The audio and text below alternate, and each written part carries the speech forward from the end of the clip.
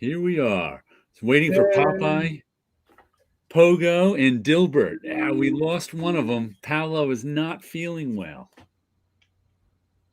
Paulo is not feeling well, so he's lying down. Maybe he'll pop on. I'll take either Popeye or Pogo, but Dilbert can leave and never come back. I was never been a Dilbert fan. Scott Adams is a douchebag of biblical proportions. I have seen some of the stuff he's posted. Yes, he's gotten into trouble for being a douchebag, that's for sure. But I never liked Dilbert before then. I just the whole Office, I'm not an Office humor guy. That's all. Some Office humor is good, and some I'm not saying it was terrible. I just movie didn't Office relate to it. Space was funny, and I didn't like the drawing very much either. Right. Now Popeye and Pogo. I haven't read that much Popeye. I have one Popeye book. I don't even think I ever made it all the way through it. It's one of those books that's been sitting on my shelf forever. I know I read a bunch of it. My friend Don is a big Popeye fan. But I never got more than that one. I must have read it all the way. I remember reading it now, but I never got through more than that one Popeye book. But Pogo I like. Yeah, I'm far more of a Pogo fan than Right. I've got a few Pogo books. 10 ever-loving blue-eyed years with Pogo. In the 1980s was the first Pogo book I ever got. Charles Vess has got a Pogo original in his studio. Frame. Cool. It's not very big. It's only about that big or so. Popeye is not something you run across often. I like it. I only got the especially the 2000s, the aughts were like a golden age of comic strip reprints. Mm-hmm. And we're kind of still in it because they're still reprinting stuff. But that's when they started just reprinting everything. And all of a sudden, it's like obscure old comics you never heard of were getting reprinted. So, of course, Popeye, we got some nice deluxe editions. And that's where I've got my like I said, I only have that one volume of Popeye. I guess I just was, like I said, it's been 10, 15 years since I read it. So I guess I just wasn't that interested in it.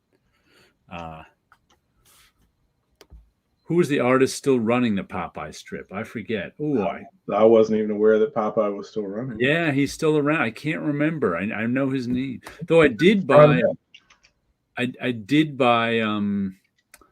in my bought only for their covers collection, I have an issue of Popeye. Right. Where I bought it, where it's a really nice cover that homages a famous boxing painting. Where you see the guy knocking the guy out of the ring, or you see the aftermath of him. You'd recognize the painting if you saw it.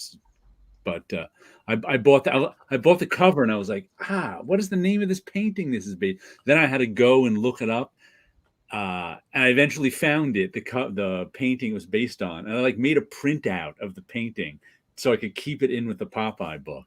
So whenever I go look at it, I don't have to go, what was that painting? I just flip it around and go, that's it. Because it wasn't famous enough that I knew it right off the bat, but I saw the image. According to Comics Kingdom, Bud Sagendorf is doing the dailies and Hy Eisman is doing the Popeye Sundays. Okay. There was somebody, I can't remember. There was an artist doing Popeye for a while who was kind of like a famous post-underground guy, like one of the Raw artists or something. I forget who it was, but I remember he was doing Popeye for a while, but it might have been 20 years ago now. I can't remember his name either. I know Peter Cooper was doing Spy versus Spy for a while for Mad. Okay. No, it wasn't Peter Cooper. I'll have to look it up sometime. Who knew? Yeah, he's looking for it. He's looking for who. Gus is looking for it. Be careful what you look for. You may find. I actually found a book on my shelf today that I was like, just that I don't remember. That I figured I'd bring out and we'd see what's in it. It's The Best American Comics 2009 as edited by Charles Burns. Let's see who publishes this. HMH. Hot and Mifflin. And I don't remember. I remember buying it, but I have no. Jessica Abel and Matt Madden are the series editor, and it's edited with. So these are the comics Charles Burns thought were the best comics of 2009. Mm. And I'm like, I don't remember at all. Are those Samsung boxes behind Scott of significance? A new stereo? Computer monitor. A new computer monitor. Wow, for his new job working. For work, yeah, which I only use one. I don't use the other one. That's why it's still back there. How big is the computer monitor? 28. That's a big one. Yeah, 28. You have to get a multi-monitor setup so you can. I only need the one. I've always been a fan of having one oversized monitor versus. You don't want to be a super villain with 3 or 4 monitors in front of you watching your kingdom? I have tab browser. I mean. Oh, okay. Tab browser is like the greatest thing ever, man. It is. It's been around for about a decade now. I don't know how we got along without it. And once they got it to the point where you could drag your tabs in the order you wanted them, and I'm like, yes, whoever did this is a genius. Let's see. What do we got here?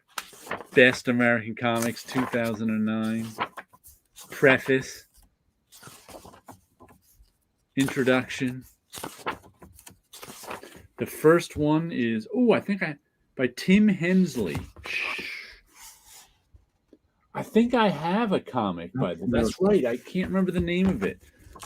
But I have a comic. He does these wacky, I don't know what, teen humor strip looking things. I cannot remember the name of it, but I recognize this style. I'm going to have to go. It's like an oversized one, too. That's an interesting. I don't know. I have to go and read this again. Like I said, it's this weird teen high school comic. Tim Hensley. Oh, and then of course we've got some Daniel Clowes. You can throw Daniel Clowes in any best of year. Because Daniel Clowes is always among the best of.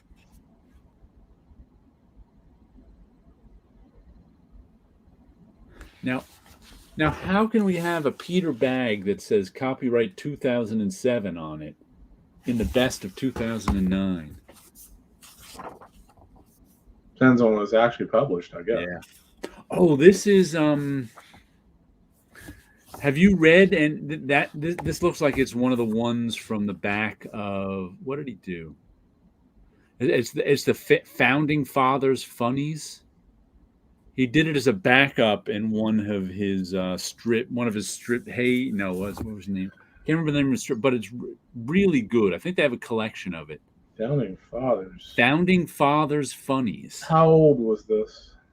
This is from 2007. Oh, never mind. It's definitely not what I was thinking. I was thinking George McManus, but that's Peter Bagg. Way back. It's Peter Bagg from Hate. Yeah. And he does these strips about the Founding Fathers. They're all set during the Revolutionary War period. Right. And he has them kind of all acting like human beings who don't get along and argue with each other, and are some of them didn't get along. Yeah. And it's just really good. It's like Hate, but with the Founding Fathers, kind of. Never understood the best approach of best of it. It's like everything you'll find at Fantagraphics. Yeah, exactly. That's what it is. It's like it's the best of sort of alternative comics that Charles Burns, Jessica Abel, and Matt Madden have heard of. So it's like it's kind of the best of. Love me some Pago Dominion. Wherever I got tired of the politics, I would just look at the pretty pictures. Pogo. Pogo was pretty political. Yeah, it was. Yeah. Oh, he means okay, I see what he means. He means the politics in the strip itself. Evening to Scott, Jared, Damien, Mind the Comics. How are you tonight, 62 Lefty Blues? Ooh. Let's see. What do we got after Peter Bagg in this one? All of a sudden, there's no names under it. I bet there's no Ralph Snart in there, or is there? Let's see. Underworld. This one is by Kaz. He's one of those guys I never really read much of his stuff. He's like a Fantagraphics staple guy. Like, he's got this... European? No, I think he's American. I don't even know. Okay. He's got this Bigfoot kind of style, and he makes these... He makes these goofy comic strips. Marriage Noir, I'm home. And he's one of these guys I never quite got into. It's like a cross between Andy Capp and Bean World. Yeah. And of course, there's usually some sort of violence and stuff in them. Those are kind of the usual suspects. So who do we have here? Doug Allen. Hillbillies. Doug Allen. I have no idea who Doug Allen is. Me either. Him, I've never even heard of. Oh, he's only got 2 pages. Then we got 1 page of Aileen Kaminsky Crumb. I never really read her stuff much. And of course, right next to her is Robert Crumb and Aileen Kaminsky Crumb. Of course, we all know Robert Crumb, and he's another guy who deserves to be. That's the problem. Most of this book is filled with guys who deserve to be in the best of every year. You get to fill in the books full of all the usual suspects, right? Yeah. Then we've got Michael Kupperman. I don't really know that much. I think I first saw Kaz and Raw. Yeah, he's been around for a while. He's, like I said, he's been a staple of sort of the alternative scene. Michael Kupperman, I'm not sure who that is. I've heard that name before. I've heard a name's familiar to it. I'm not sure if it's his. Robert Crumb is amazing artist, especially his... Oh, yeah. What really... I was hit and miss with Robert Crumb. I still am. For most of my comic book reading life. What really put me over the top with him was his Book of Genesis. His adaptation of the Book of Genesis was just masterful. These are the best comics of 2009, by the way, we're looking at. I just found this on my shelf, and I was like, I don't remember this at all. Just think, that was 13 years ago now. I know. There's been plenty of time to forget it ever existed. Those strips of his wife, though, were pretty boring to me. I haven't read too many of those. Yes, his Book of Genesis is just a masterwork. He just does such a great job adapting the... I mean, it's just straightforward, too. There's, no Robert Crumb weirdness in it. It's just a straightforward adaptation, and he makes it compelling. Yeah. I want to reread that. I'll have to put that one in my reread pile. It's been a while. Let's see, what else do we have in this crazy book? Oh, this guy got a lot of pages. Dan Zettwatch, Zettwoch. Spirit Duplicator. Not a clue. Once again, I've never heard of this guy. I don't know where they're getting these best of comics. It doesn't draw exactly like Will Eisner, so not really a spirit duplicator. Nope. I think I remember reading this one vaguely. Yeah, some decent artwork. But man, a lot of this best of 2009. Then we've got, let's see, Matt Broersma, Broersma.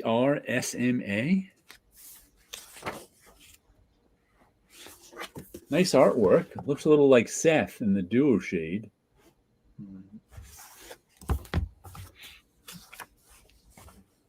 And this is part 3. It must be a chapter in a bigger story.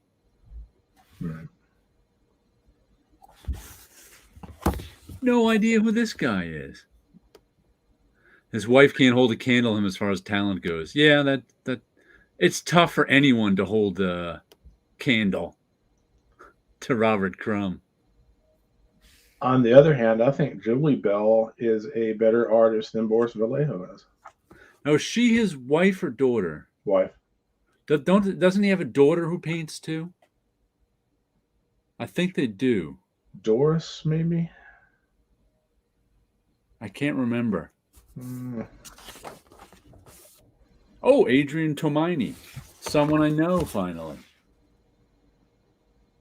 I always buy his stuff, so. Have you bought his stuff at all, Scott? Never have. I've heard the name many, many times and read reviews of it. And, It's reviews in other books, and it's always, Optic Nerve especially gets right. really high marks, but no, I've never read any of them. It's really slice of life stuff too. That has to be your game, as it is mine. So I like slice of life stuff. You got quite a few. On whose life it is. I think they gave Cursory. Yeah, he's one of my favorites too. You only get a book from him once every few. And there's a good chance if there's a new book by him, you've already read it because it's material that's been printed somewhere. Right.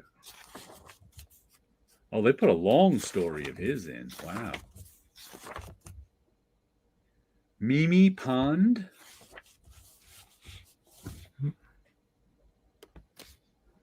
Where did you see Julie Bell's work, Scott? Just in the art books with her husband, or does she do book covers and stuff? Oh, yeah, she does her own stuff. She does stuff on Facebook all the time. Yeah, I've seen her. I saw her stuff around in the 90s, I think it was. Yeah. A lot. Yeah, she does mostly book covers. Yeah. She probably did some heavy metal stuff, too. This is Mimi Pond. I have no idea who Mimi Pond is. But her stuff looks pleasant enough. So she got quite a few pages, too.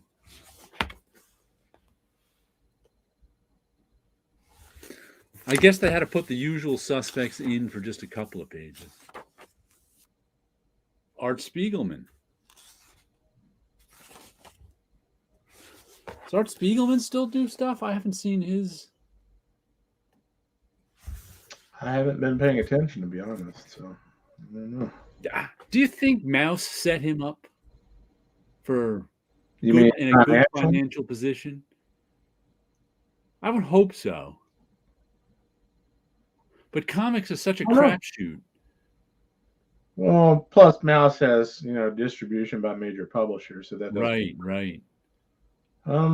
And he holds the copyright on it. I mean, he hasn't been doing any GoFundMes, so yeah, he must have been set up pretty well by Mouse. Possibly, I really don't know. I would hope he would be,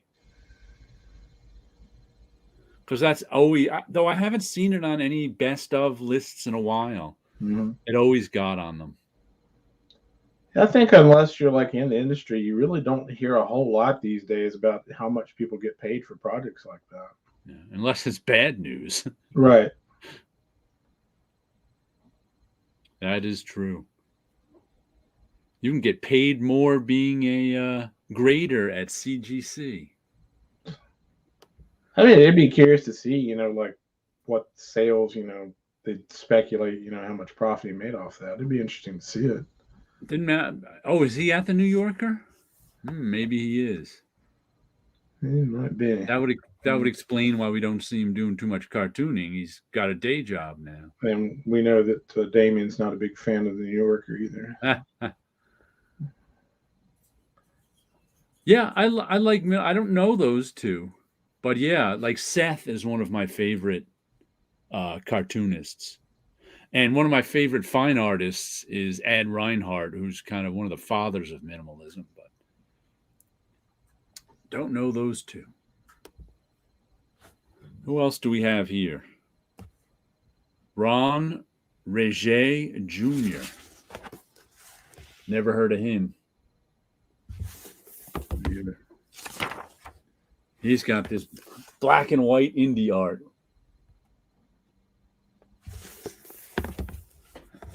These books are always filled with people I've never heard of. And I, read this stuff. Right. We have New Yorkers all over the house. My wife gets it. Well, go read The Masthead. Is Art Spiegelman in there?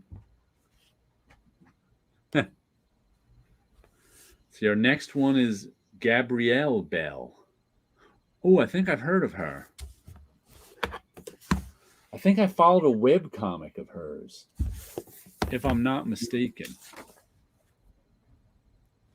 She does autobiographical stuff, I think, if she's who I'm thinking of.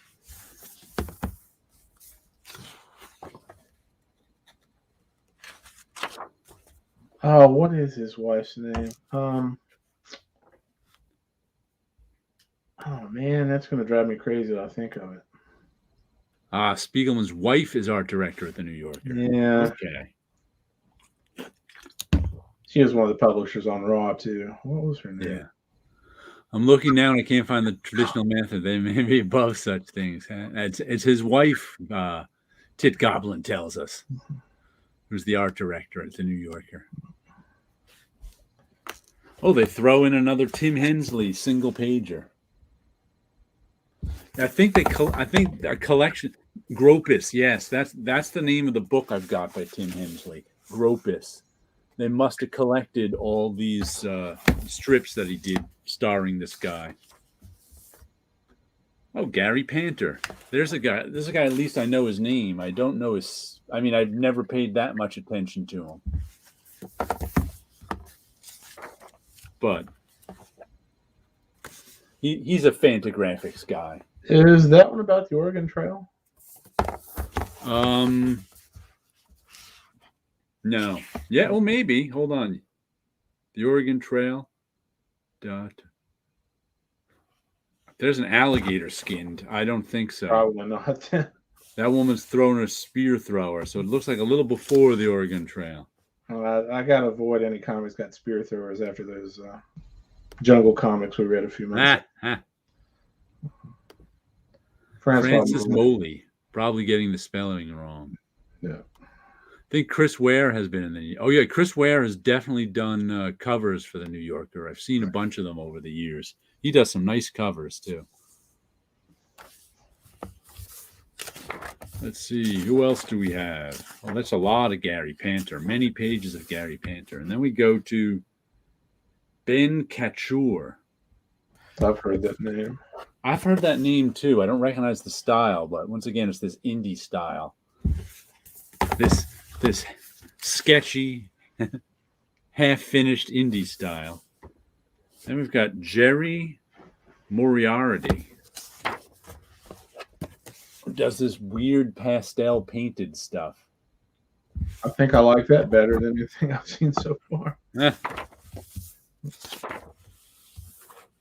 who is this? No name. Let's flip back and to see who's on. How could they forget the name? Oh, CF. This guy only goes by initials. Once again, that black and white, thin-lined indie style. And you can just speculate what CF stands for. Yeah. Some sort of alien in this one. This is what I call this. This is almost this is more indie than just get it done style, but it's somewhere around there.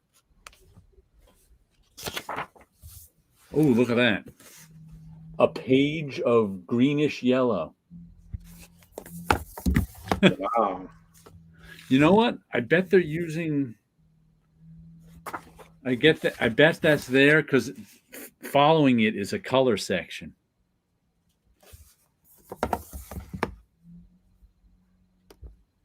I love Gary Panter growing up because of Pee-wee's Playhouse. That's right. Didn't he design Pee-wee's Playhouse stuff? Yes, I've seen excerpts from Ware's recent books and my wife's New Yorkers. And a lot of spot illustrations by Adrian Tomini. Oh, that's interesting. Jared, do you call it indie comics or alternative comics? You know what? I generally call it indie comics, but sometimes I flash back to my 80s vocabulary and call them alternative comics. And like this, I would call alternative comics more than I would call, Image Comics alternative comics. So it's like when I see stuff like this. Who's this guy now? Who are we on now? David Sandlin. Like when I see stuff like this, I tend to call it alternative comics because that's what we called it in the 80s.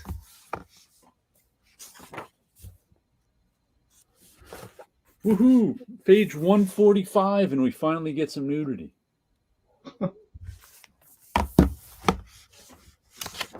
Took long enough. Dash Shaw. There's a name I know. Yeah, that name. Where do I know Dash Shaw from? Don't know. Has he done some which people wrote comics for the alternative stuff? Yeah, with the X. That was Dash Shaw. I mean, has he done some stuff that either Dark Horse or Image has published lately? His name has gotten on my radar. I don't know why. Jason Lutz. This I have all of. This is Berlin by Jason Lutz. That's one I was buying an issue a year of for 20 years. And he never did get the buttons right, did he, Gus? Never did get the buttons right. There are people who won't read alternative comics. They say they style they can't get into. Yeah, I have heard that before. Being an indie guy since the mid-'80s, I have heard that many a time. I've heard, why are you buying that? It's in black and white. Oh, they give you a good chunk of Berlin in you. What do we have now? Oh, Tony Millionaire. Him, of course, I've heard of. I think it was a comic strip by Tony Millionaire. Doesn't quite fit in this format. Have you read Tony Millionaire's stuff? I have not. I just know Tim is scared to death of Sock Monkey. So. Bad Idea published a Tony Millionaire story too. Yeah, that is the dash page does have some nice color on it. Excuse me. Dash, where do I know him from? I wish I could remember. Don't know. Ooh, who's this? Black Death by Sammy Harkum. Looks like a dual shade one, orange and black.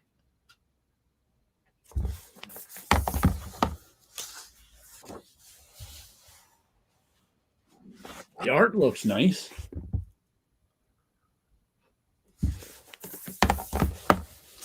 Don't remember that guy at all.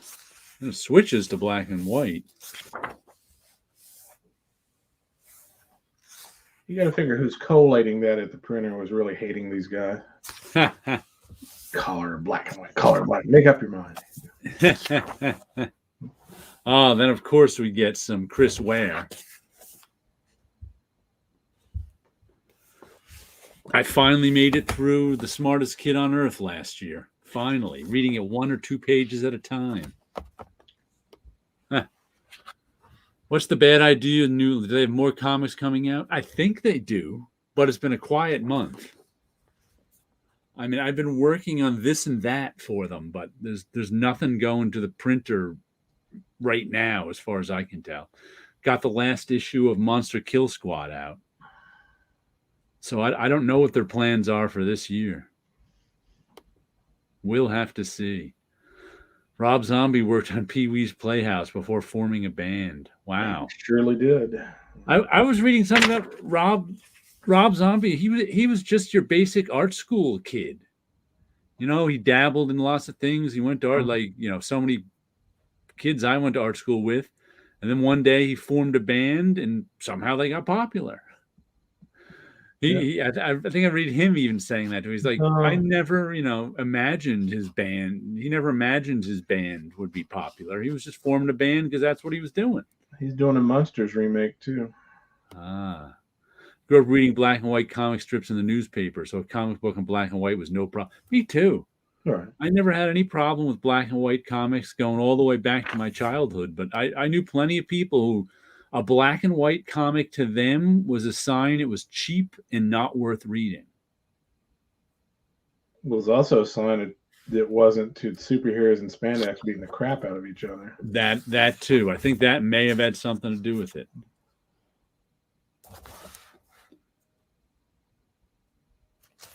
Wow, I don't remember Chris Ware doing birth and babies stories. No? I think I'd remember that. I don't know what. Then we've got Ted Stern. I don't know who that is, but I recognize the style. Maybe just because it's a familiar style. That lead character looks familiar. Mm.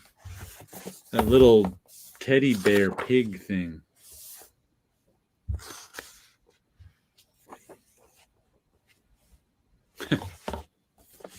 Chicken fights he's got. So far, that's the funniest thing in this book. Mm. Love me some Sock Monkey and Drinky Crow. Yep, Tony Millionaire. Got a realistic muscles or it's not a real comic. Then there is that. Who else picked up Cursed Pirate Girl this week? I did. I'm going to talk about it in a few minutes. So who does... Maybe I'm getting my artists mixed up. Who does Cursed Pirate Girl? Oh, God, I don't even know. Jeremy Bastian? Is that? I think that's it. Jeremy Bastian, yeah. Okay. Yeah, what else was I was thinking? Okay. I barely know who he is, so. He's a nice guy. We met him at Heroes Con a few times. Oh, okay. Yeah, I know G-Pop and Undisputed Frost interviewed him. Yeah, Jeremy Bastian. Okay. Interviewed him back when they were doing their interview show a few years ago.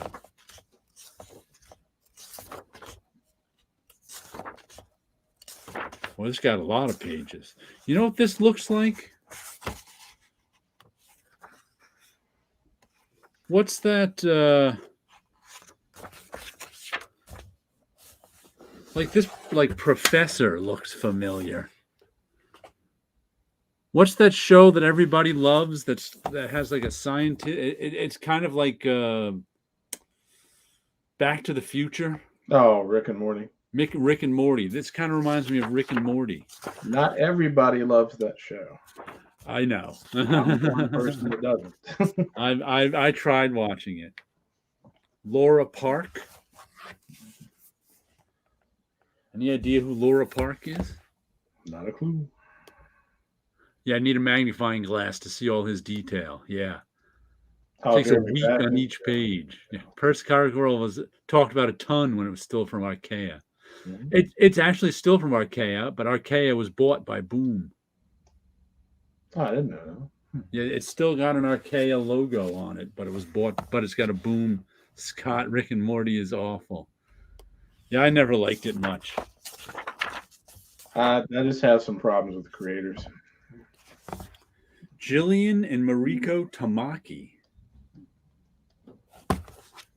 That name sounds familiar too. They got sort of a manga-ish style here.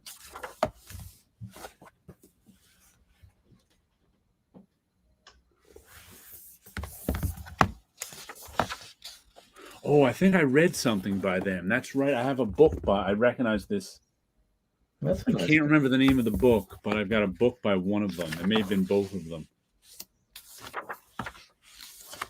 Yeah, they got the schoolgirls in school, and it was the book was something about a young girl too. I can't remember what.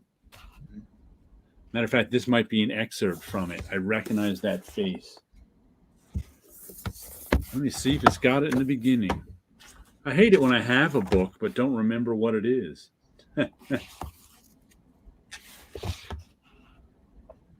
Where is it? We're almost at the end here. Skim, that's what it is. Skim. Jared, no offense, the ladies' work is overrated. I heard Time's Superhuman Magic Academy, didn't really like it. Is that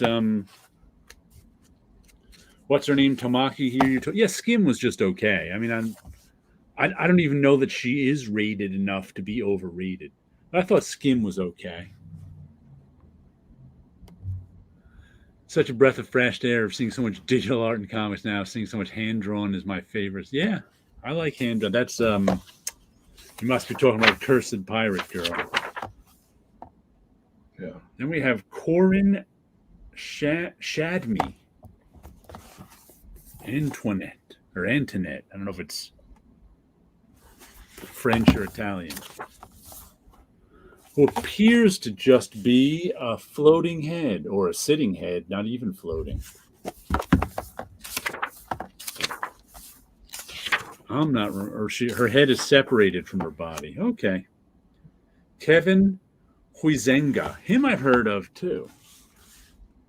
I might have a book by him, but I don't know what. Matter of fact, I think I didn't like the book that much, or it didn't impress me. The art's nice, though. Mm-hmm. Does Tamaki have an Eisner or two? I wouldn't even know. I pay so little attention to awards. There was a lot of controversy about the Eisner Awards the past few years. Yeah? What's been the controversy? I wish I knew. Well, maybe I'm better off not knowing. Seems to be that either the judges were just playing favorites or. Well, of course they do. I guess Tamaki. I don't remember exactly. I guess that's what Fenner 27 means when she says she's overrated. Okay, I understand now. I wasn't giving her an Eisner Award, so Cuphead series will be on Netflix. Tell looks great, just like the game. I don't know that one. Cuphead's animation is very similar to really early Disney stuff, like Steamboat Willie kind of style. I've only read her DC work and was not impressed. It was just okay. Skim was just okay too, so I can understand people thinking she's overrated if she won an Eisner. Well, that's true. Oh, now we get some more group on Jillian, the argument. More from this guy, Tim Hensley. His stuff is pretty fun. Al Columbia. There's another name I know. Yeah, I know that name. But I don't know where from. Did Al Columbia work on there was an Alan Moore project.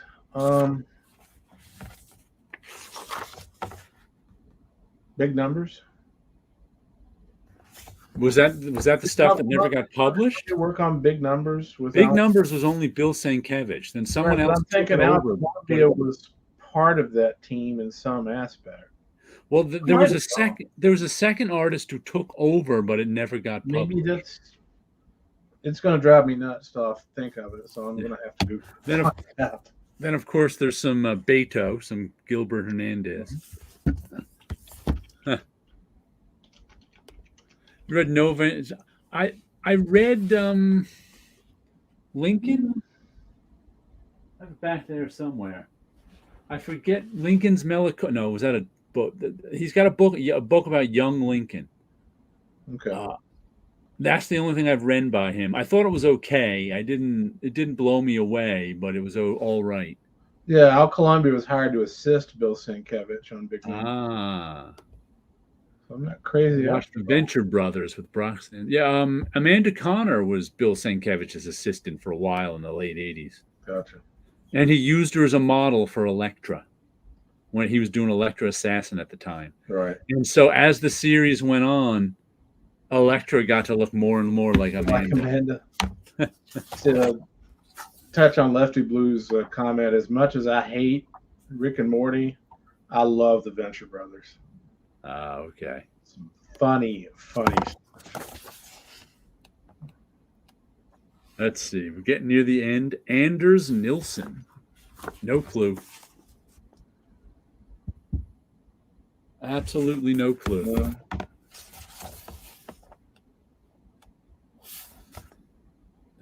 Hope Gropus. We got a little more Tim Hensley, and that ends it. So there, according to Charles Burns, Jessica Abel, and Matt Madden, were the best American comics of 2009. I wonder if this series is still. I know it came out for a few years. Oh, I there are wonder always how long it anthologies lasted. like that in various fields. What was that? There's always anthologies like that. I think I don't remember what year it was. I think they got Jeff Smith at it one of those one year. I wouldn't say there's always series like this. I'd say they try it every 10 years.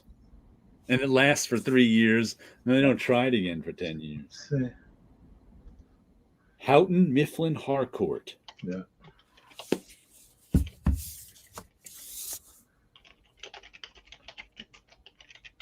Jacket illustrations by Michael Kupperman. Ran from 2006 to 2019. Wow. That was longer than I thought. Yeah, it looks like it lasted to 2019. Just checked Amazon. Wow. Do you get books from the library, Jared? I do. I order them from the library. Like my library has a website you can go to, and they send books from other libraries. And I also read on Hoopla digitally. That's the only problem. I remember when I was a kid, interlibrary loan was free, and now it's like $5 a book. Huh? Interlibrary loan. A library what? You request your library to get. Oh, it's free. No, what I'm talking about is when they get a book from another library system inside their system. Yeah. No, that's not free.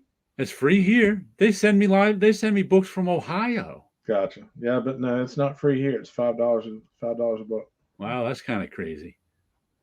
Shipping. Yeah. They send books from all over this. I don't know how many libraries are in their system. Right. But I just look within the library system itself, they're free here. Yeah, but our library system, like I said, it covers states. Right. And it won't show you a book if it's not in the system. I'm saying you can request a book from anywhere, from any library in the United States if they can, make arrangements to do it. But yeah, as far as I know, the software in my library only lets you request books from within the library. But the library system is huge. Yeah. But there are reading more The Good Asian on Hoopla right now from Image. Yeah, last week I read what I really liked was Stray Dogs on Hoopla because Sergeant America was showing. I had glanced at Stray Dogs before in the comic shop because it was kind of a hot book. And I thought it was, a kid's book with cartoon dog adventures. Turns out it's not. It's an adult book where a serial killer kills women and then keeps their dogs. And it's from the dog's point of view of them figuring that out. Yeah. Yeah. So that's what I read last week on Hoopla, and it was really good. So you got to be rooting for the dogs to just, eat some people at the end of that book, Yeah. I was thinking today, comics take so long and you rarely ever get rich and even get a living wage from the industry. Oh, yeah. Do you guys know of anyone that releases stuff that can lose money and not care? No. What it is it's not like the big companies like Marvel and DC are in no danger of losing money. But the individual creators, I mean, some don't. Some like I know some letterers who have been lettering for 30 years, making a good living from Marvel and DC and whoever else they can get. But you got to hustle. Right. You got to have a good reputation. You got to know people. You got to find the work. And if you can settle down into some regular work, you're good. But it's not, especially drawing, especially like lettering seems the most stable now because they don't go outside. For 20 years now, Marvel and everybody else has been going outside the United States looking for cheap talent. Right. And it's driven down the prices for America. It's like guys who used to draw comics can't afford to draw comics anymore at the rate Marvel and DC pays. So they've had to go out, they've had to get other jobs. So that's why you see so many foreign names in Marvel and DC comics. Yeah. Request of book purchases for my library. They always get it. Mine too. Oh, yeah. I'm not even talking purchases. I'm just talking borrows. You can borrow from. I don't even know how to request a purchase. Huh. You just go to the library and say, "Hey, you guys don't have this. Can you Right. get it?" Hoopla's a good read, Fenner. A good read. Titty, I think some of those literary alternative comics guys make a living by teaching at university. Yeah, I think so. I think it's just a it's you got to have other. I'm They an have day artist. jobs. Yeah. I'm an artist, and I don't make my living selling art. I make my living teaching and doing production these days. So you have a teaching gig, you may need to publish without worrying about. Yeah, the problem though with teaching gigs, I can tell you, is they're really just part-time jobs. There's no tenure. There's no the number of full-time teachers at colleges is minuscule. It's you find this gig and you teach at it, and if it goes away, you try to find another, and there's very little stability with it. I realized very quickly my first year at college that most of the professors there were not there to teach. They were there to make the university money. Yeah. My library has a space on their website to request purchases. Mine probably does too. I just never looked for it. Hogan said, "Got DC Word from Hoopla, Volume 1." Oh, I didn't know there was a Jose Garcia Lopez. Is he talking about the history of the DC Universe series? I don't know. I just wondering. Interesting. The only one I can think of was Tundra as a publisher living off the Ninja Turtle money. That money didn't last forever. No, it didn't. And they made $100 million each. How could it not last forever? That's what I don't get. You can live off the interest off that money quite well. I don't know. Alone, yeah. They must still have a lot of money. They must.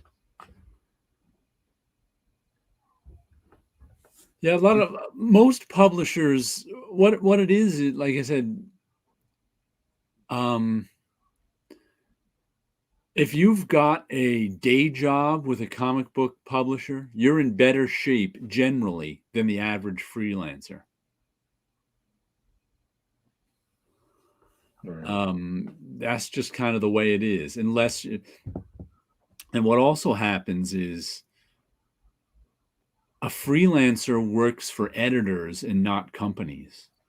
So if your editor leaves Marvel or DC, and you're in trouble because you don't know other editors there who will give you work, and they've already got their guys, and the new editor coming in might keep you on or might have their guys too. So it's interesting. Lopez DC Comics Presents issues. Okay. That's an interesting collection. That's why I bought DC Comics Presents in the early 80s was Jose Garcia Lopez art. You're welcome. Now I think unless you're a pre-established name these days, it's hard to make money. It is. It is. Especially with the devaluation of artists. Writers can make more money. I'm going to tell you, here is Laura and Other Stories. And here is Cursed Pirate Girl. The Devil's Cave. I'd show you some of this art, but it's impossible to see over the... Right.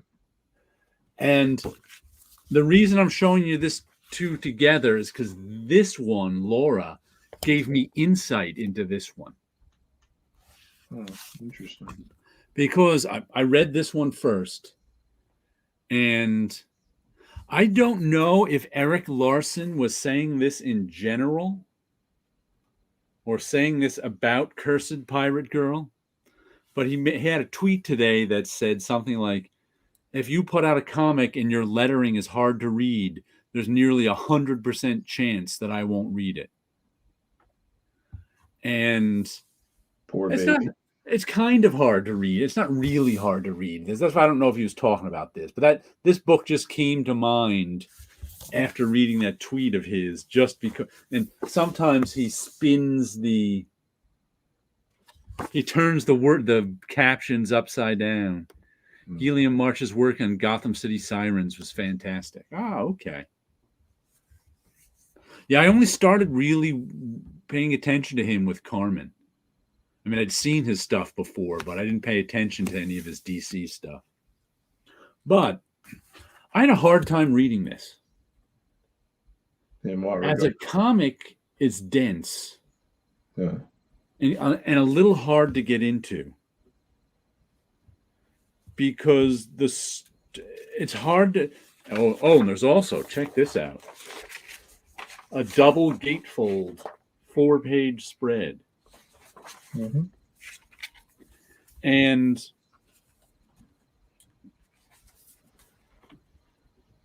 it's really hard to parse some of the art sometimes. It's so dense. It's almost like graphomania. Where it's like he can't help. There's a compulsion to fill up every single little square inch of space. So that's what I was thinking about as I was trying to read it. I'm not even telling you I read every word because it seemed kind of pointless to. But then this one gave me a little insight into it. Because in Laura and Other Stories, this is a collection of Gilliam March's stuff from like the early 2000s that he published in Europe. And so this one has just got a few short stories in it. And the first one, he says, in 2008, I participated in the anthology Every Artist is an Island. And he says in here, and it's called Irene Lies from an Artist. And he said something in here about, today I see most of the things I said in here are still valid. Because it's kind of about an artist making art, and the woman is just sort of a stand-in for himself. Today I see most of the things I said here are still valid. It's been a little surprised that the Gilliam from 2008 is still able to give some advice to today's Gilliam. Thanks, dude. But he says something in the beginning here. Papa, my name is Irene. I used to say I draw comics because I love storytelling. That is a lie. I'm only interested in drawing comics. If I had a revealing truth to tell the world, I'd draw it. I wouldn't write a book. I guess I don't know why. I can't explain. I guess it has something to do with fetishism. It's the same as a reader. I'll value a story much more if it's a comic rather than a movie. And she says down here, storytelling isn't what makes me want to draw comics, but only the excuse that allows me to draw them. Now, I hope this statement won't deprecate my previous work. And that gave me some insight into this. I don't think he draws comics because he has a story to tell. He draws comics because he loves to draw comics. So any story that you might find in Cursed Pirate Girl is secondary to the fact that he's drawing this comic. And the art kind of makes sense to me. You just described about 85% of the comics in the 90s that came out. No, I don't think so. They loved storytelling. They loved getting paid, and they loved a lot of other stuff. I look at Cursed Pirate and wonder if he really wants me to read the lettering. Exactly. Cursed is more of an artifact, at least at first glance. I only read the introductory section. Yeah, it is. It's more about him wanting to draw comics than about him wanting to tell a story. He can take some of those spreads and put it on a big picture and hang in a gallery for people to gaze and stare at. Yeah, but he draws these small. That's the same. I think he draws them same size. So he doesn't even draw them up bigger. He draws them at this. He draws them at print size. I've read. Right. So it's kind of. But I think to read Cursed Pirate Girl and want to be able to get into the story, I think is a fool's errand. Why? Because it's not about the story. It's about him drawing stuff. It's about the story that's going on in the art all around. It's not about the storytelling. That's secondary. Why do you like the story in Cursed Pirate Girl? I'd much rather read that than anything Eric Larson does. Oh, I'm not saying you don't want to read personally, it. but I'm just saying the reading of it is actually secondary to him doing it. The looking at it is more primary than the reading of it. Otherwise, he'd make it easier to read, wouldn't he? I don't know. Otherwise, he'd make the storytelling clearer. I think we should ask him. You should, but clear the storytelling on it is not clear at all. But that's obviously a choice. Otherwise, and I'm just trying to figure out why he'd make that choice. There was a comic strip. And what's the point? I can't remember the name of the strip, and I can barely remember the creator's name. It was Daniel. Is it Wildermark? But there was a guy that was doing a strip a few years ago. His art style was very much taken from newspaper ads from the 1800s. And I can kind of see the same thing going on with that, if you were to look at it that way. Mm-hmm. Seems like he seemed more interested in graphic design than storytelling, but like I can see an analogy there. Yeah. He's more interested in drawing a comic than he is in telling a story. Okay. For whatever reason, I mean, I'm trying to figure out exactly what that means is what I'm. But I think that applies to what's his name, Jeremy Bastian. I think he's more interested in drawing a comic than telling a story, which makes it. I think at least I have to look at it differently than I would. So this makes me want to look at it with a magnifying glass. Just so I can see it. So you want the artist edition just so you can see it. Yeah. Because like the storytelling that's in the words kind of isn't, I don't think is the main. I think there's another story going on with all this graphomania than is in the words. Because otherwise you wouldn't do all this crazy stuff. Like Cursed Pirate Girl shows up and she's surrounded by, I don't know, all this tentacled squid, and there's just tentacles everywhere. And there's no storytelling reason for him to detail every tentacle. Matter of fact, it detracts from the story in that if everything is drawn with the same level of detail, you can't tell what's important. And if the story was the most important thing to him, then he would not draw the way he does. So maybe it's not that the story isn't the most important thing to him. Drawing the comic is. But now I see you're the connection with 90s comics too, because I think a lot of guys there, the storytelling wasn't that important to them. Right. Tried to find that one after your Wednesday pickup video because of the art and gatefold stuff, and I couldn't find it. Newfoundland is hit and miss with getting stuff, even through my city. Yeah, I'm sure this wasn't a $10 comic by from Archaea that by an artist that almost nobody knows. I'm sure it's. I think that applies to Jim Woodring's Frank books. He wants to draw a strange comic rather than he has a story he's dying to tell. Yeah, I think that. I don't have a problem with that. I'm not saying you should have a problem with it. I'm just saying it's a type of comic that exists that I never thought about before. I see what you mean. It's nothing I ever thought about before, and it explains a lot of comics too that I've read. Like Jim Woodring's Frank books, I think I can understand that. And that explains some of Basil Wolverton's stuff too. Basil Wolverton wants to draw strange stuff, and the story is an excuse for him to draw strange stuff more than he wants to draw the story. It's like Mike Mignola said, all I ever wanted to do was draw monsters.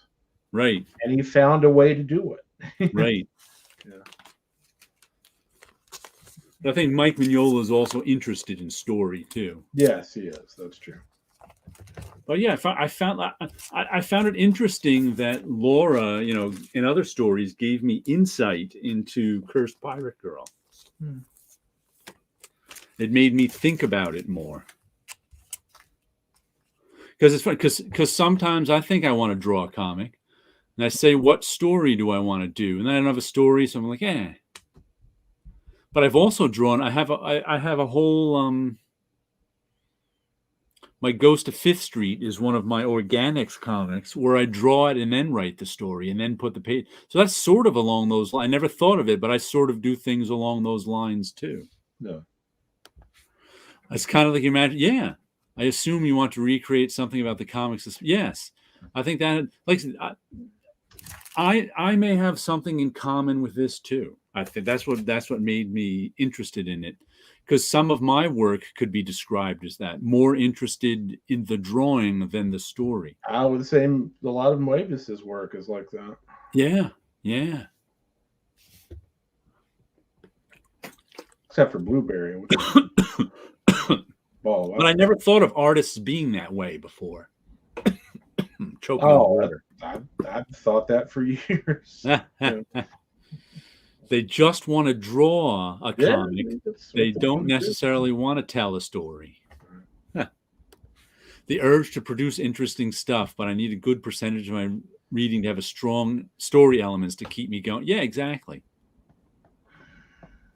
I think most fans, I would say most fans, the reason they like Marvel and DC stuff and don't even know the name of the artist and sometimes the writers is that they're only interested in the story. They're only interested in what happens next. The same story. Yeah. From the last crossover. The same story. Though I did read digitally the first issue of that Wolverine, Death of Wolverine, Life of Wolverine, whatever it was, Marvel's new Wolverine weekly series. I was like, you know what? I'll read this digitally and see if it's any good. Right. And it actually was well done. Okay. Didn't make me want to go out and get a physical copy of it, but just like the other one I read digitally was the first issue of the Hulk, the new Hulk series. Immortal Hulk ended, and they started a new Hulk series with somebody writing and Ryan Ottman drawing. And it's been getting some pretty good reviews. I'm like, I'll check out one issue of it digitally. And it was okay, but I ran into that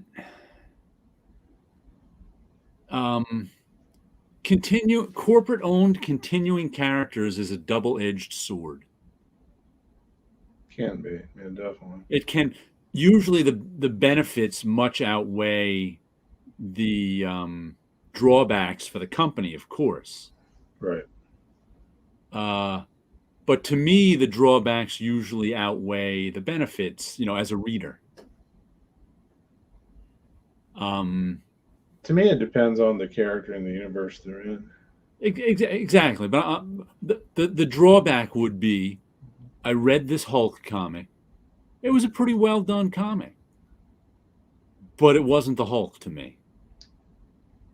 That makes sense. Because I haven't read the Hulk in a lot of years. Right. And they've moved on from whatever the concept of the Hulk is I have in my mind. That wasn't it. So I'm reading this comic about a character who I have a concept of in my mind, and it's not that character. So I'm kind of like, I'd like this better if it was not a Hulk story.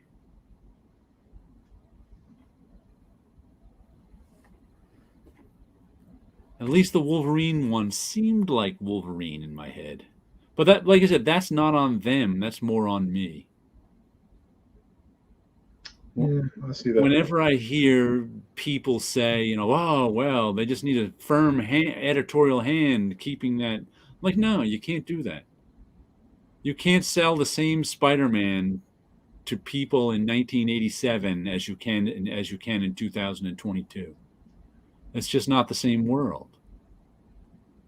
They give it a good shot trying, though, don't they? Well, they change it. You know, it's the reason the Hulk is not my Hulk is because he's changed. Some things they try and keep the same, you know, but not like I said. It's just a tough thing. They keep it enough the same that the double-edged sword, the benefits outweigh the drawbacks. So,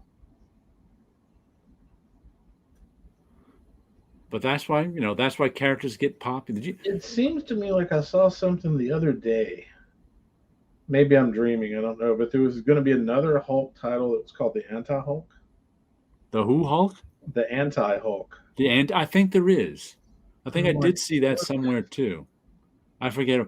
They have so many versions of characters now. What are you going to have? You're going to have like Captain Freeze and Captain Anti-Freeze. I mean, the Bean World comic. Does that guy want to draw or tell this crazy story? I can't figure out. I liked Bean World. Back when I bought it in the that used to be on my pull list in the 80s, and I found it fun. But I don't know that there was anything to figure out. I don't know if it was Bean World's very much its own universe thing. There's really nothing else like Bean World. Yeah, it's its own little fun thing. I never looked for more in it than it being its own little fun thing. Right. Beans are born to boom. I still remember that. It's almost like God. I think it more of an ecology or biology than anything else. Yeah, it was creating its own little world with its own little rules, and it actually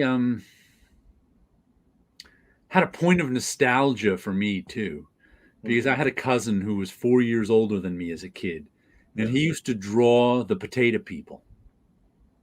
This is like 1978 or something, and they looked like the beans in that they were just kind of little potato shapes with little arms and legs coming out.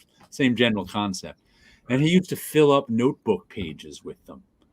And each ruled line would be a level, and he'd have all the little potato people doing, moving things and doing things on all the level.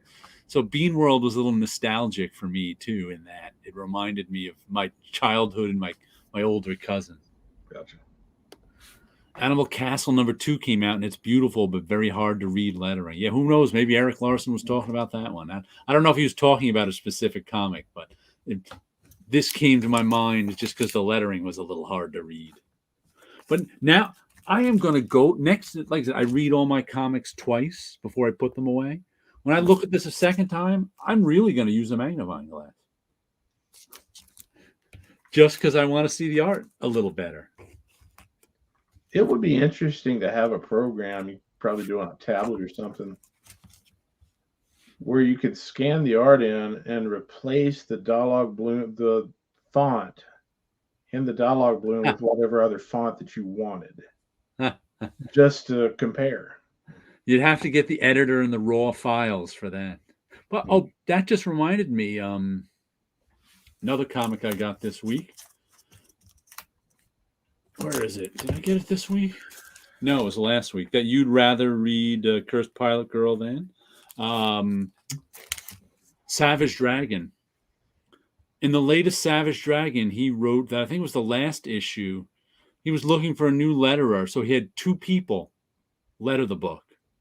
And he printed both versions. Yeah, I remember you talking about that. Yeah, I might have mentioned it last week. I found that interesting. Right. I use the magnifier on my iPhone on bits and pieces of the. Yeah, that's right. I forgot. I could use my iPad even. That's got an even bigger screen. Yeah, because I was actually looking at my trading cards that had art on them from the 90s on my iPad, which has it's really just the camera app, but they have a new app called Magnifier that has the same zoom feature as the camera app, so you can magnify things and look at them. And I was looking at trading cards that way. That way, the trading card is that big. You could use it on a Japanese book and call it the Mangafier.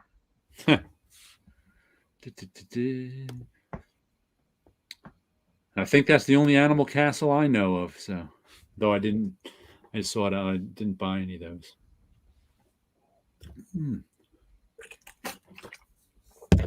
And I'm only a few chapters in my nice smelling Great Gatsby now. This is I've had this one for a week in a paper bag with a dryer sheet in it. It turns out I bought it used off of Amazon, and it turns out it's a library book. Yeah. And it didn't really have like an offending odor, but after touching That's it, my good. hands smelled. Yeah. So I washed the book, and then for a week put it in with the dry. Now I'm like, I got to do this to all my books. Wow, that's dryer sheet fresh. I've heard of money laundering, but I've never heard of book laundering. But Instead of those charcoal activated sheets that they put in, archival, you're just using dryer sheets instead. That's kind of funny. Xavier Drisson Animal Castle with a Blaze comic. I assume the American version is what this is. Okay. Yeah, Blaze publishes a lot of European comics in America. Right. I know. You can tell just by their formatting. But this is really interesting in that, like I said, Great Gatsby went into the public domain last year. So now there's 2 graphic novels came out last year, and the Cloverleaf Press comic is coming out right now still. But this came out in 2007. Yeah. And it says right on it, not to be sold in the USA or UK. So obviously it was in the public domain in Australia in 2007. That's where it comes from. But this is a really interesting version in that it's like told in all these photo album pages. And everybody's, it's like some people are animal, it's anthropomorphic. Like the Great Gatsby is a seahorse. An interesting choice. And it looks like the what's his name? The lead character is like a frog. And Tom, who's like this big character, is like a troll. And they just and they have like these weird fantasy characters, and like real like animal. The twins in this were 2-headed. So it's just got really interesting visuals for the Great Gatsby. Well, I don't know what Daisy is here. She's like this big round-headed fuzzy thing. Tomato? I don't know. It's hard to tell. No, she's yellow on the cover. Hold on. That's Daisy. And the seahorse is Gatsby. Mm-hmm. And I'm finding it really amusing to read. I'm enjoying it more than the 2 graphic novels I took out of the library last year that were kind of much more straightforward. So I think it's kind of fun. This weird. It's like the Kafka version of Gatsby. Huh? Yeah. I mean, all the text is right from the book, leaves parts out. But all the text is right from the book, so it's not rewriting anything, which of course is. Gotcha. Jared, I just saw Blazes on Hoopla. Oh, check some out. Okay. Also, I actually there's 2 Great Gatsby graphic novel adaptations that came out last year. I actually ordered the physical copies from the library, so I read them physically. They might be on Hoopla too. Just put the Great Gatsby in Hoopla and see what graphic novels come up. Hoopla's search engine leaves a lot to be desired. It does. It is not very. You have to know exactly what you're looking for, or it gives you results for everything in the world. Yes, it does. That annoys me greatly. It is like, whoa, stop it, Hoopla. Right. I don't need every book ever written by a guy named Steve. Right. That's what it gives you sometimes when you search for stuff. It really goes crazy.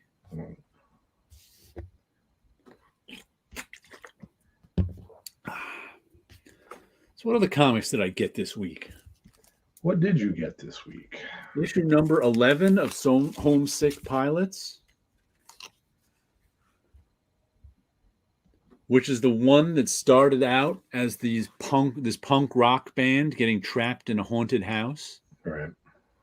Turned into this story about a government project that was really not run by the government. They farmed it out to these weirdos who are trying to make ghost-powered weapons, and now has turned into this kaiju story about this place succeeded in making like a ghost-powered Gundam suit, Right. to go fight this ghost-powered haunted house that can now move around. And the same punk rock band characters are involved in all this. All right. So there's the ghost-powered Gundam suit there. It's like Voltron versus Baba Yaga. And there's the ghost-powered haunted house. That's kind of cool looking. Yeah. And this issue, we kind of get the start of the fight, and they kind of explain how the ghost-powered haunted house works. And then at the end, it looks like we're going to leave the fight, because I guess they don't want to get it all over in 1 or 2 issues. Right. And these side characters have to go on a quest to find a haunted toilet seat. Haunted toilet seat. Then it says, the very last caption says, "This is the story of how my band hunted down a haunted toilet seat to try and save mankind." And there's the haunted toilet seat chained up somewhere. So I guess the next story arc is about the hunt for the haunted toilet seat. Let's say if they ever make another anthology of them, greatest American comics for the year, that needs to be in there. So I have to say, Homesick Pilots keeps the twists and turns coming. Eric Larson might be an example of someone that does it and doesn't care if he's losing money. I can see Savage Dragon. I can't. I think Savage Dragon is still making a profit, but not a big one. Because Eric Larson is doing almost everything himself, right? That keeps the overhead down. You can make a profit on a comic if you're an indie guy. You can make a profit on a comic selling 5,000 copies. If you're an indie guy who can sell 20,000 copies, you can make a decent living. There's not many of those guys left, though. Yeah, a matter of fact, I remember once, like when comics were in the 90s or in bankrupt, it was the late 90s, I think, and someone had said, the most stable area of comics is those indie guys who have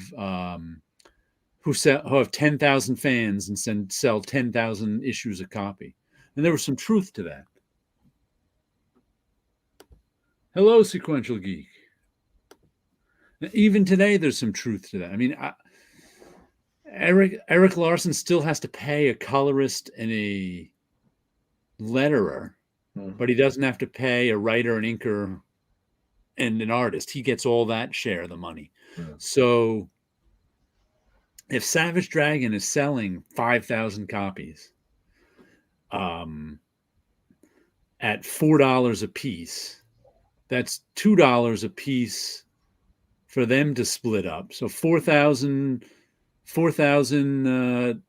times, I just lost all my math in my head. $2 a piece times 5,000 copies is what, $10,000? So that's 10. So he can make, and he has to pay his colorist and letterer. So if he pays them $3,000 an issue, he's making $7,000 an issue.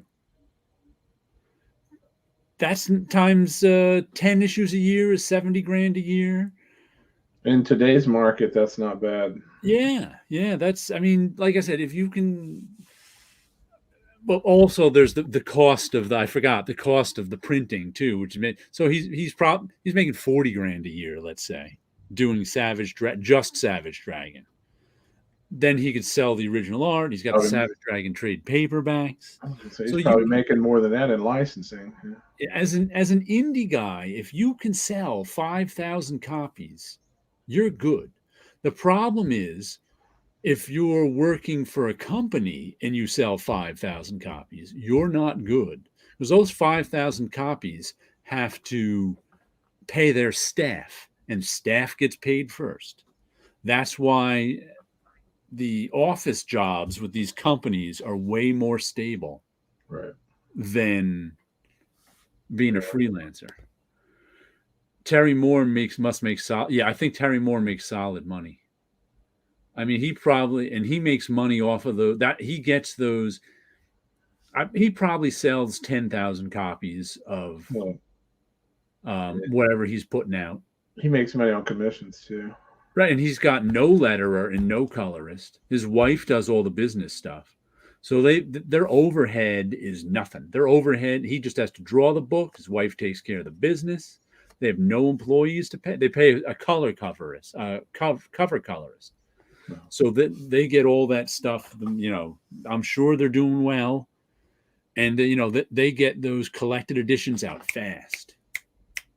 So they have those to sell too. I imagine, like I said, I imagine Terry Moore is one of the most stable comic book guys. Probably. Woohoo! Robots in disguise.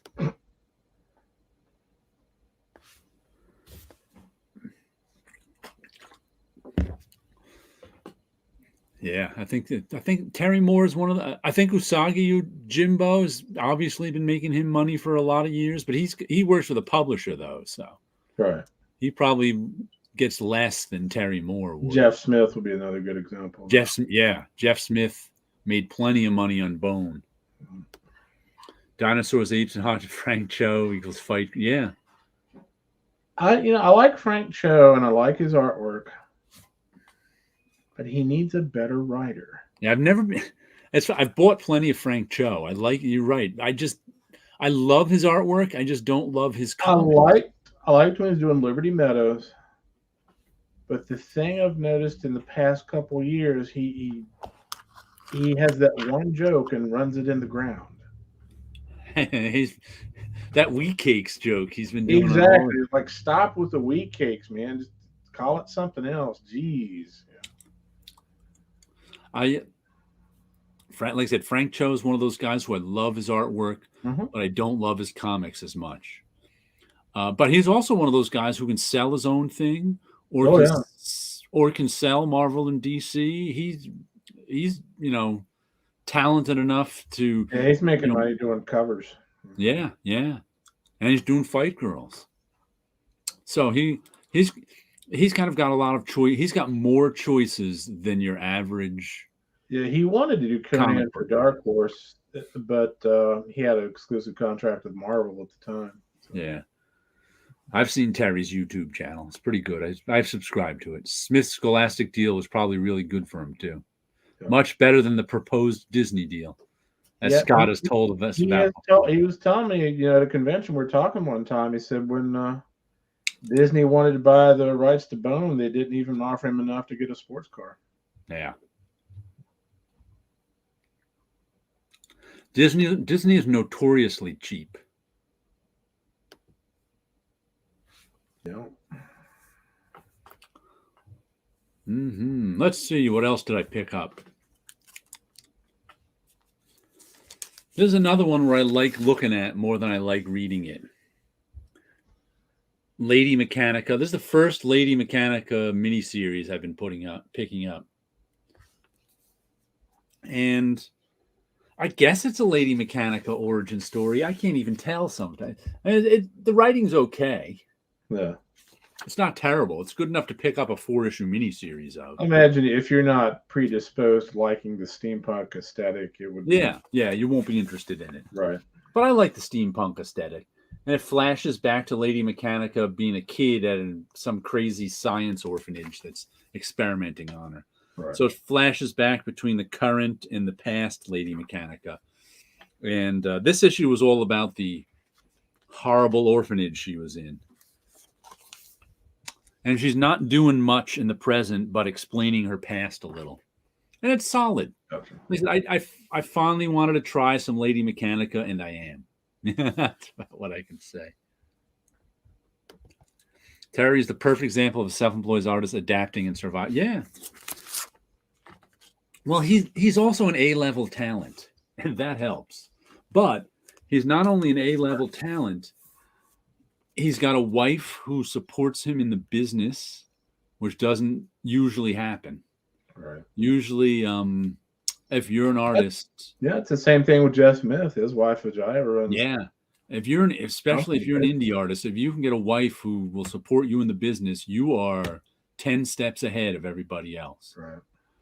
Because you either got to do that yourself or hire someone to do that. Well, and doing it yourself is really tough, and hiring someone is tougher. Yeah, what was Dave Smith's wife's name? Oh, Demi? Yeah. Yeah, she was doing kind of that sort of thing back. Yeah, in the beginning she was. I picked up Lady Mechanica first. I love the art. All on Hoopla now, and I think Image is putting it out for this is Image now.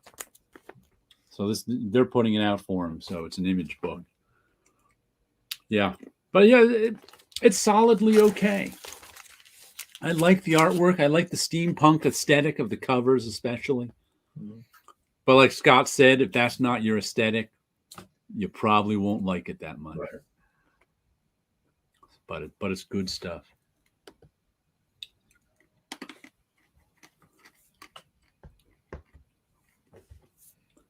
Yeah, you can. Terry Moore's wife even does the videos with him. I haven't watched any of his videos. Oh, she's behind the. They're actually kind of boring. I imagine they're much better for someone who doesn't know that much about how comics are made. Okay. Because he shows you how comics are made sometimes. He shows you, and to me, it's all stuff I know. But for someone who doesn't know, I assume it's much fascinating. Yeah, it does make a big difference. And his comics are kind of he seems like a really nice guy. Mm-hmm. So does his wife, but he's just not that interesting a guy, in terms of making videos. Gotcha. But I'm sure but I watch them every now and then because I don't watch it every week. He puts them out on Sundays, but I watch them every 2 or 3 weeks just to catch up. And sometimes he's got a tip or something that I want to see, and I check it out. Right. But yeah, his wife is behind the camera asking him questions and shooting the video. So. Well, it just dawned on me that Steve Rude's wife, Janelle, is just like that too. Yeah. She does like the majority of the shipping and the order taking and the logistics part of it. Yeah. I enjoy Terry and his wife's banter, but I leave when he starts the drawing demonstration. Yes, his drawing demonstrations just aren't that compelling. Especially, there's no way for him to tell you how to get as talented as him. It's like, I know he can show you how to do things. And I know in order to do things as well as he does, you got to put in your 10,000 hours to become an expert.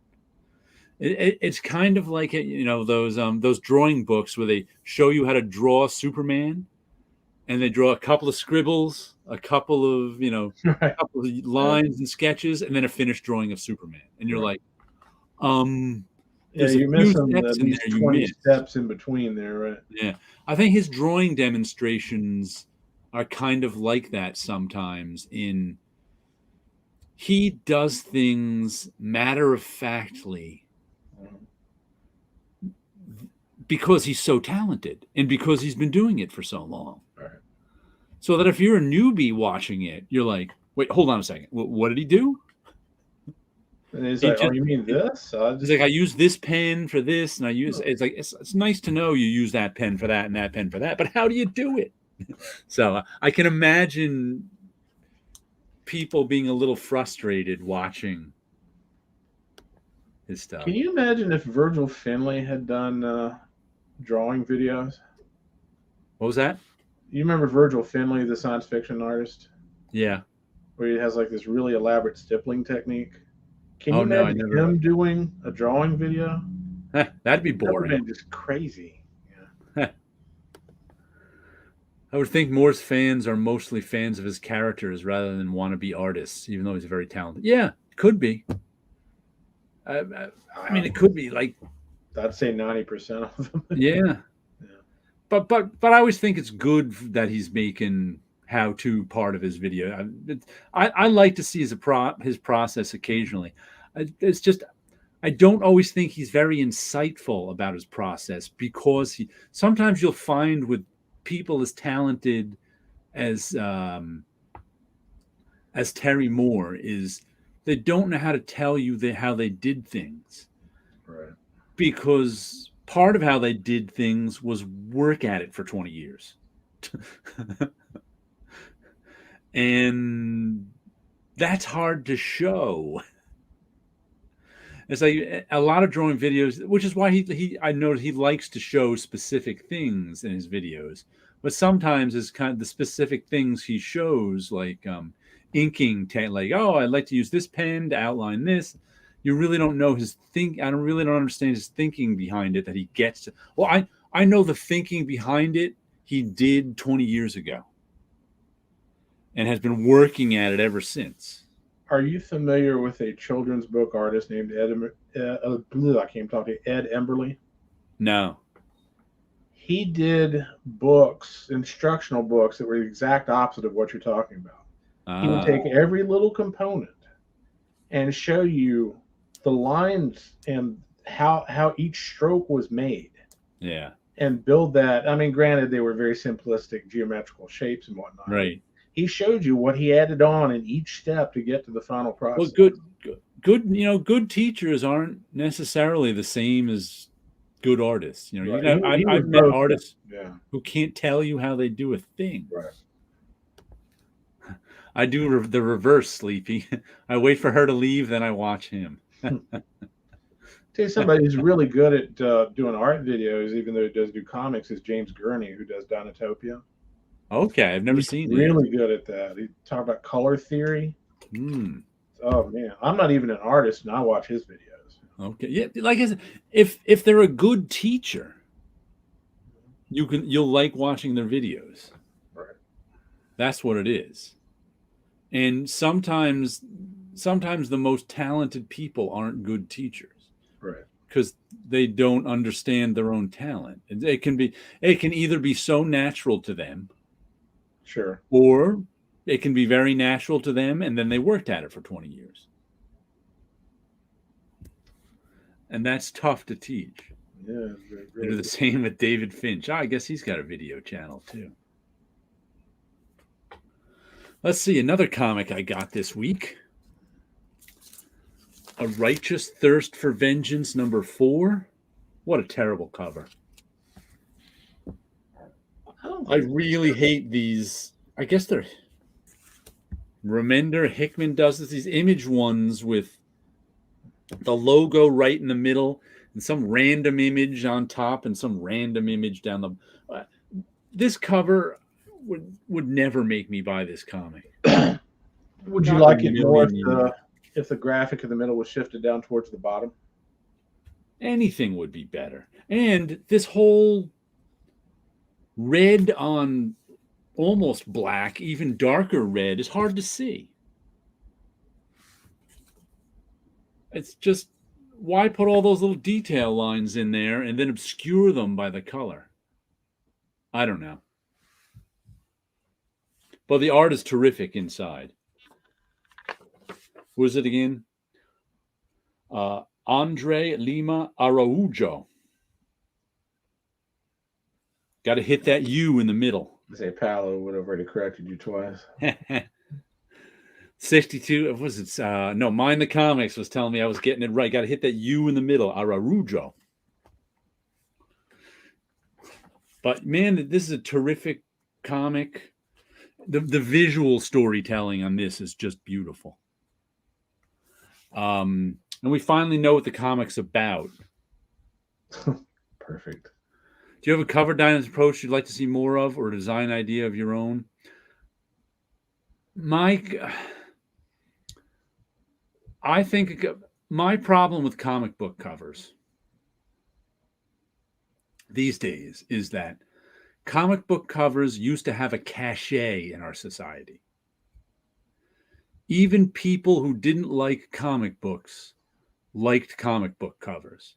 You could, as I remember the days, even in the 80s, You could show some random person a 60s Superman comic and they'd respond to it with delight.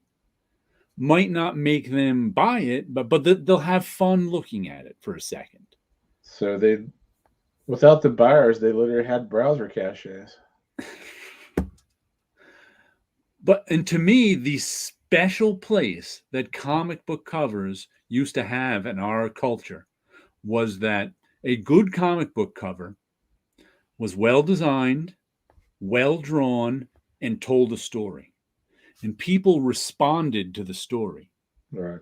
Even if comic book fans would get mad that the story on the cover was not the same story as the inside, people in general responded to the story. Neil Adams was good at that. I really liked the corner boxes and picture window. Yeah, that's part of the good design. Yeah, I got the name right. That's part of the good design I'm talking about. Comic book, the corner box was a brilliant design for comics. It really said something. And the thing about that cachet comic books used to have is that no other book cover had that cachet. Magazine covers had their own thing going on. Even like cheap paperback book covers, like the Frazetta ones, had their own thing going on. They didn't always tell a story. They might give you a lure. Comic book covers gave you they gave you a story, a reason to be interested in the story in the cover right on the comic. This gives me no reason to be interested in this cover. None whatsoever. That doesn't bother me. I don't. Well, would you? I'm not saying it bothers me. I'm saying I wouldn't pick this. This is meaningless to me. It's not that I would. I mean, it's not a draw, right? Yeah, it's not a draw. It's pointless. And I think having a cover that's pointless is disappointing to me. Like when I saw the first issue of this, I picked it up and I looked at the artwork inside, and it was the artwork that sold me. It was not the cover. Meanwhile, it's Lady Mechanica covers. Whoops, where is it?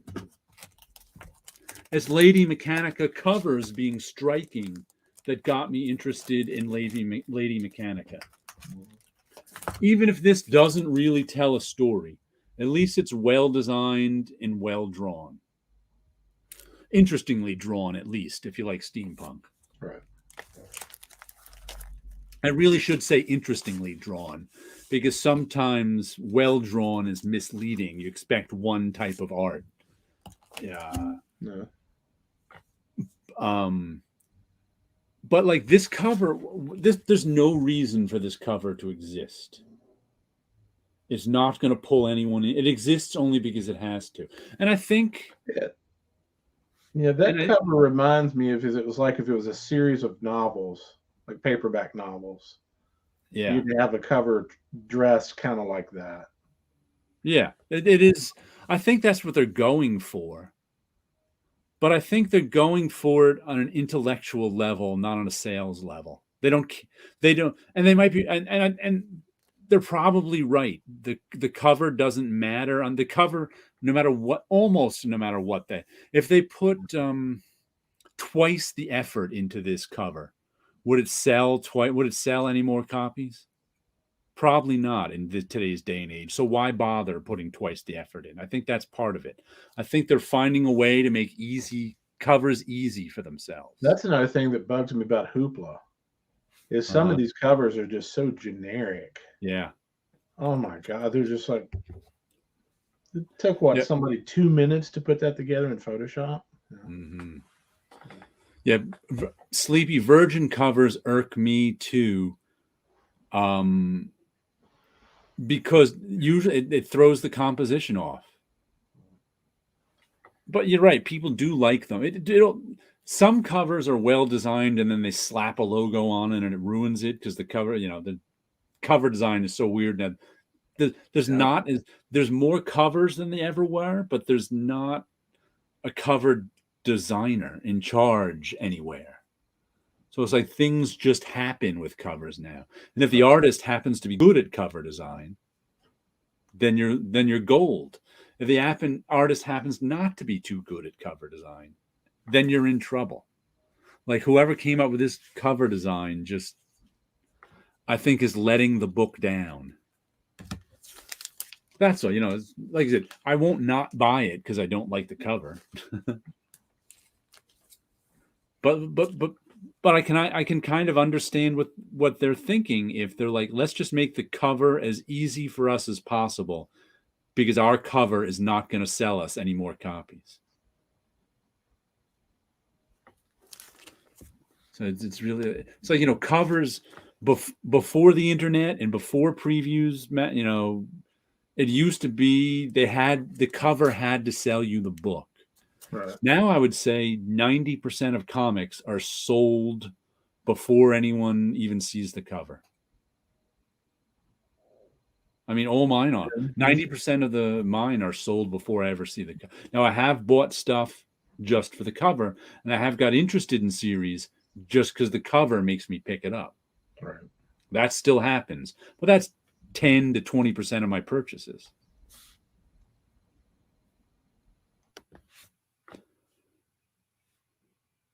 What about this? Know of anyone that came from money that is doing good comics for the hell of it, but doesn't have to worry about money? No.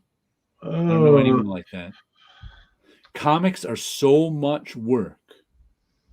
It is so much work to draw a comic that if you come from money, I don't think you want to work that much. It's like the old phrase is how to make, $1 million of comics is to start with $2 million. Keanu Reeves, there's that. But he's not doing the work. He's hiring people to do the work. But yeah, I guess Keanu Reeves can go. If Keanu Reeves goes in that category, then maybe Todd McFarlane does too. Todd didn't come from like inherited money though. No, but he's got plenty of money now, and he's right. got plenty of. But if those books aren't making money, I don't know if he's going to keep them going. But Todd McFarlane doesn't have to make comics. I was just trying to think of any situation where somebody had inherited a lot of money. And yeah, that's what I was thinking too. Not that I know of. I can't think of any. I'm sure there's probably a couple out there. Yeah. If you have money, you might want to write a comic, but not draw it. Exactly. Keanu Reeves ain't drawing any comics. That'll take up all his time. I read the first issue of it, and it was solid, but it didn't really hook me. Oh, was that Berserker? Yeah, Berserker. Oh. I think Sleepy's been reading that one, or at least he read a few more issues than I do.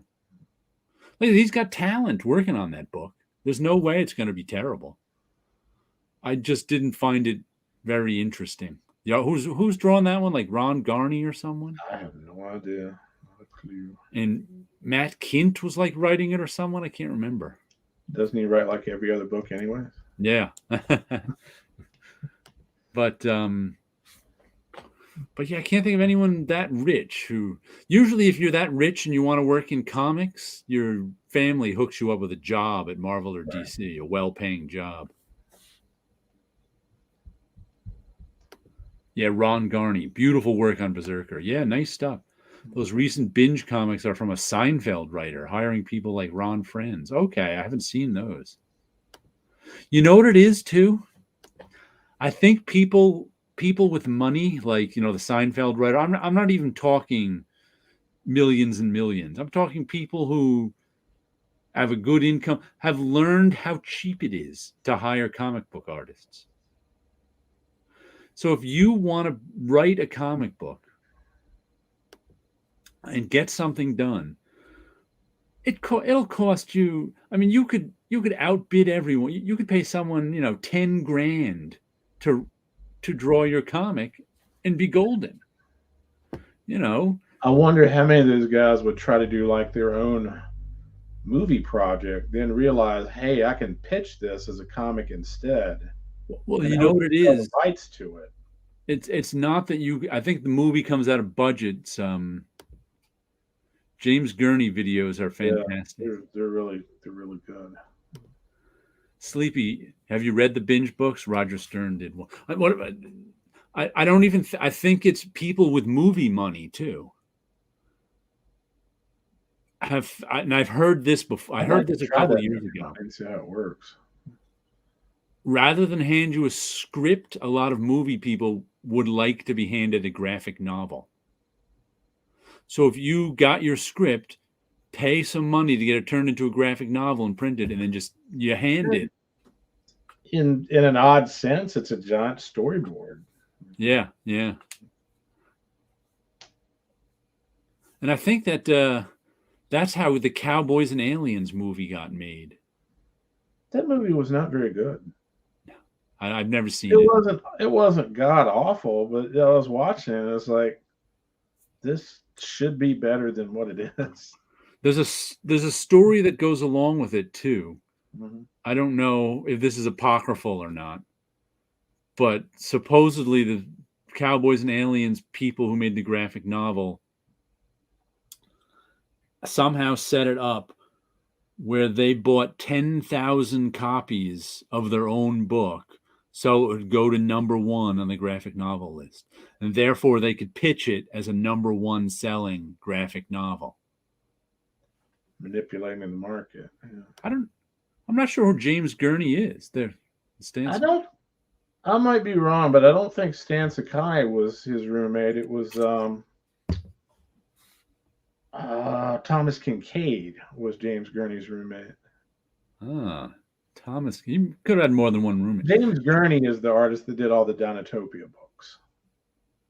Gerard Way is the name of someone financially set making comics, but he got Rockstar money. But he also works for other. He didn't like. I guess he got hired though. He used his rock star fame to get hired. Right. I think that's different than them being the backer. I think he also has the advantage, and I haven't read any of his work, but from what I understand, he's better than average writer. Yeah.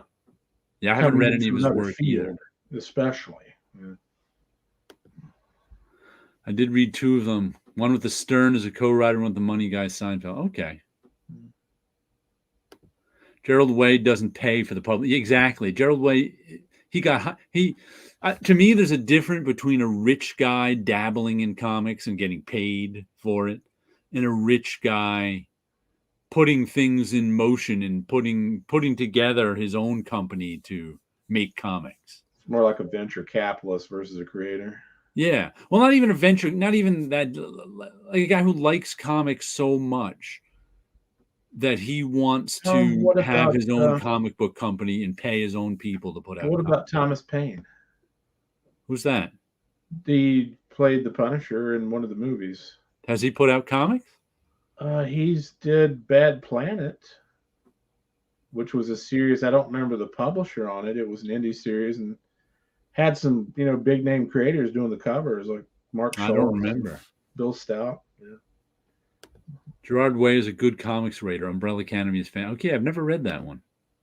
Way is pretty good. Yeah, but like he used his fame to break in. That's no different than anyone else who used their, all these television writers that came into comics. Right. They use their television writer status to break into comics, and they get paid for it. They're not, that's not the same to me as even Todd McFarlane, who is the guy who makes the comics happen. And Todd McFarlane's Productions pays for all of it. Ziggy Marley, I don't know. I don't know that one. He's changing his then to then. Danzig may have. You're right. Danzig had a company called Verotic, and they weren't very good. Yeah, but he wanted his own comic company. He made that. Bourdain also. Once again, I think Bourdain was leveraging his fame to write some comics. That's, to me, a different category. Marijuana man, no man. Mark Miller used his comics to get in Hollywood. Or do you already know? I don't know. No, I don't think he already knew people, because Mark Miller he was one of those English writers who came over after the Alan Moore wave, right? Yeah, after. Yeah. After when Alan Moore opened the door and everybody wanted English writers, and he trained them all. Right. Yeah, Danzig still makes comics. Yeah, I think he would count. He would count. I don't remember the last. As a rich guy who likes comics so much, he gets comics made. As opposed to a rich guy who likes comics so much, he used his influence to get a comic job. Right. Like I said, I think those are two different categories for me. And I don't know which one Keanu Reeves falls into. I don't know. That's a good question. I'm not really sure. Rosario Dawson had a comic book about a paranormal detective. She did. I remember that. I do not remember that. They premiered that in Heroes Con one year. Wow. But then again, and I mean, I don't want to talk badly about any of these people, but how many of these people come in from other industries that just they don't write very well? Yeah, they certainly don't write comics. Yeah, using your influence to get a job, comics job, is very common now. It is. Occult Crimes Task Force. Ethan Hawke is writing graphic novels. So once again, I think that's using your influence to get a comics job. But another comic I got this week is Time Before Time, number 11. And this, number 9, pardon me. Time Before Time, number 9. And this comic continues. It's another one that's been taking some crazy twists and getting better with me. Reminds me a little bit of Mr. X there on the cover. Yeah, with those round glasses staring at you. But once again, it's a story about time travel. And there's two time travel syndicates that are kind of like corporations and kind of like mafioso houses. They run time travel and they keep it on the QT and they make money from it. And the first story was this one guy who worked for them. And when you work for them, you're like indentured servants. You keep running up tabs with them while working for them. So you can never end your job. And so he wanted to escape. But then some woman, I think she was an FBI agent from the future, kidnapped him and his time machine. Like, these time machines are restricted by these two businesses who are in two different time periods that are like 1,000 years apart, and they war with each other. Right. And so the first story arc was about those two and them trying to get away. Then the second story arc started. It was kind of about them in the past and other parts of their family and how they got there. Now this one, they're in the past and she's looking for her family. And there's some subplot with this crazy robot from the year 3500 who came back with them. And usually mechanics can't time travel, so they don't know why.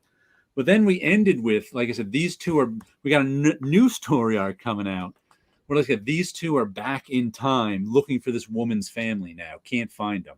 Meanwhile, there's people from the other syndicate looking for them. Meanwhile, the guy who's trying to help the one guy find the family has just kidnapped him because he wants to use the time machines to try and right wrongs. So this whole other plot just broke out at the end of this one. So I've really been enjoying this one and its nutty twists and turns that have been going on.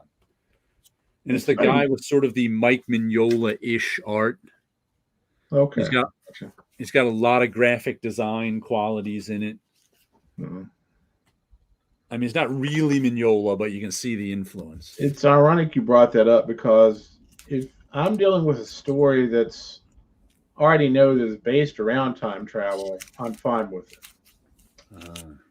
However, in Star Trek, I'm looking at you. Yeah. If you start introducing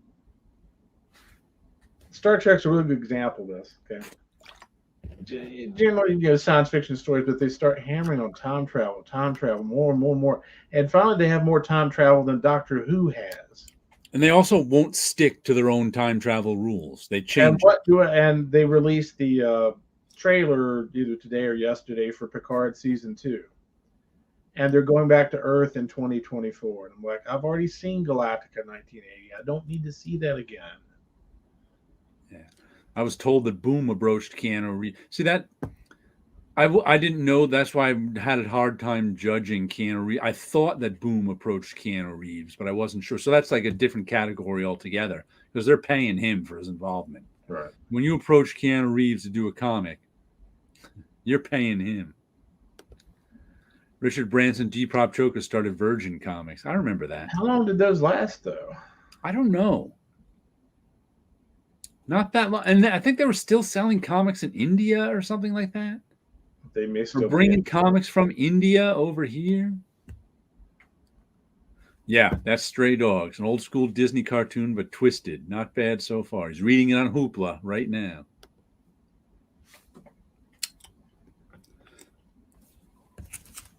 Popeye. Oh, and here's a comic that's back.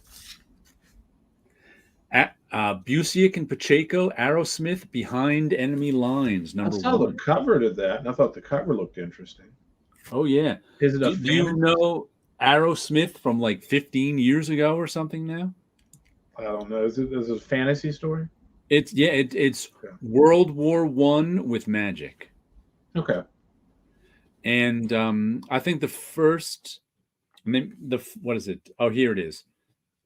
Volume 1 was So Smart in Their Fine Uniforms.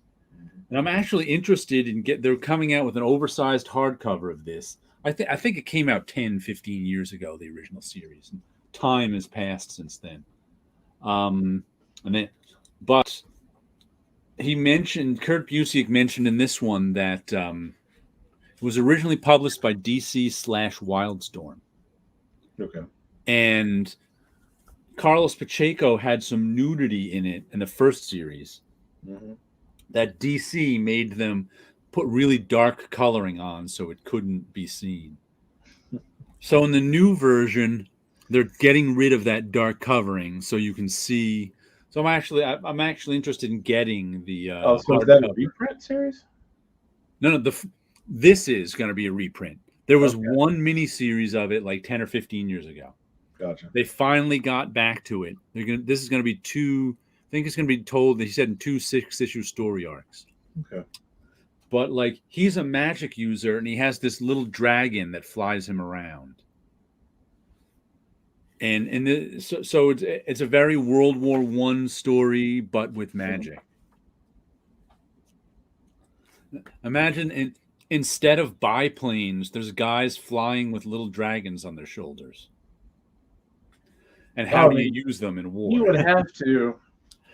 I don't know how high-powered the magic is in his universe, but you'd have to put all kinds of limits on things. Otherwise, if you had a good imagination, you could go nuts with it. Well, that's the problem with magic. You have to have rules to limit it. Otherwise, magic is basically you can do anything, anywhere, anytime. So, I mean, can you think of some Nazi scientists getting magical nerve gas? Not good, people. Not good at all. Yeah, that's why in any story, like any good story like this, they have to put limits on that. Like that's one of the things that Uber does so well.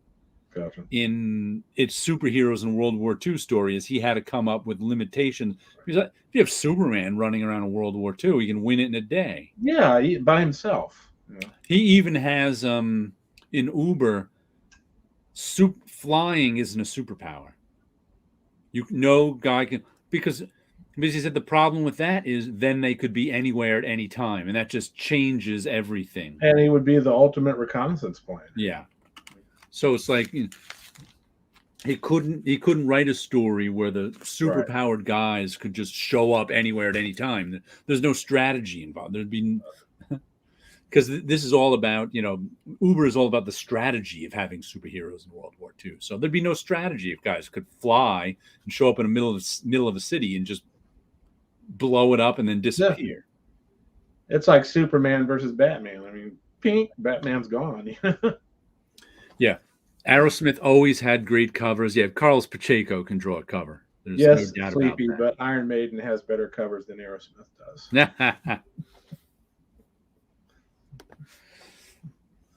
But yeah, enjoyed this first issue. Looking forward to the next 6 or 12, however many come out now. The coloring in this was also very good too. I enjoy this issue especially made me go, wow, colorists really do so much more than they ever did. And even me, with my fetish against yellow, can appreciate yellow in there when it's not bright canary, glaring, paint the whole wall yellow. It's like Pacheco inked this whole thing. And I'm sure, or no, someone else inked it, pardon me. Right.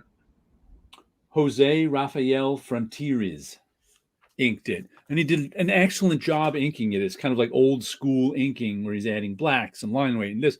And still the colorist came in here and he didn't add a lot of modeling. He added some lighting and some textures. And really, I mean, I saw he didn't overdo it. He did it just right. And this one made me look at the color and go, wow, this colorist did a really good. Maybe I should shout out his name, huh? Do you remember the Jose artist Villarubia? I think he's done some stuff for Bad Idea too. Gotcha. I Do you recognize remember that name. Orland Parlov that did the Starlight series with Mark Miller? Oh yeah, I saw him on Facebook the other day. He was doing some Punisher work for Marvel, and he was posting up the comparisons between what was printed color and what he wanted it to look like. Mm-hmm. And in every single instance, what he wanted was far superior to what they actually printed. I'll have to look at that because as the production guy, I know a lot of times that's in the coloring. What you want it to look like on screen and what it comes out printed like is saying what I want this. I wanted to look this. I wanted this oil painting to, but it came out as a. I want this oil painting doesn't look right when I photocopy it. Well, it's two different medium. Right. I think what he was pointing out really, I don't think was production level. It was just choices that were made. Oh, he wasn't the colorist? No, he wasn't the colorist, but he was pointing out if it had been done this way. He didn't like the choices in the coloring, is what I'm saying. Okay. And in every instance, I agreed with him. Yeah, I can understand that. Mm-hmm. Hold on, I'm going to smell my book again. I just saw it over there. Ah, fresh. Now you're going to start a trend. We're going to put dryer sheets in the books to make them have smell. Man, paper. And I had, what was funny? I originally was like, I'm just going to leave it in there overnight. Mm-hmm. And I was like, I bet if I put it in a paper, because I just saw something about, it was N95 masks for COVID. Right. I read an article about how long they last. How long you wear them this many hours, that many. And one of the things said, if you put them in a paper bag overnight, that'll help prolong keep them clean. It'll draw some stuff, whatever. I was like, oh, so then when I got this book, and I was like, and I decided I'm gonna I got to put it in a box with dryer sheets. Then I went like, how about a paper bag? Because at my comic shop, they give me paper bags, comic book magazine size, about that to fit a bunch of magazines. I'm like, I'm surprised Peter Bagge never did a gimmick where he had his own bags for his comics. And spelled BAGGE on the outside. Peter Bagge. Yeah. So then I stuck it in the paper bag, put the dryer sheet in. I was like, I'll leave it there overnight. I came back the next day. I'm like, it smells pretty good, but I didn't want to read it then. So I was like, I'll just leave it there. Then just every day, I'm like, I'm not ready to read that one yet. I'm just going to leave it in the bag. So it sat in the bag for a week. So now it really smells fragrant.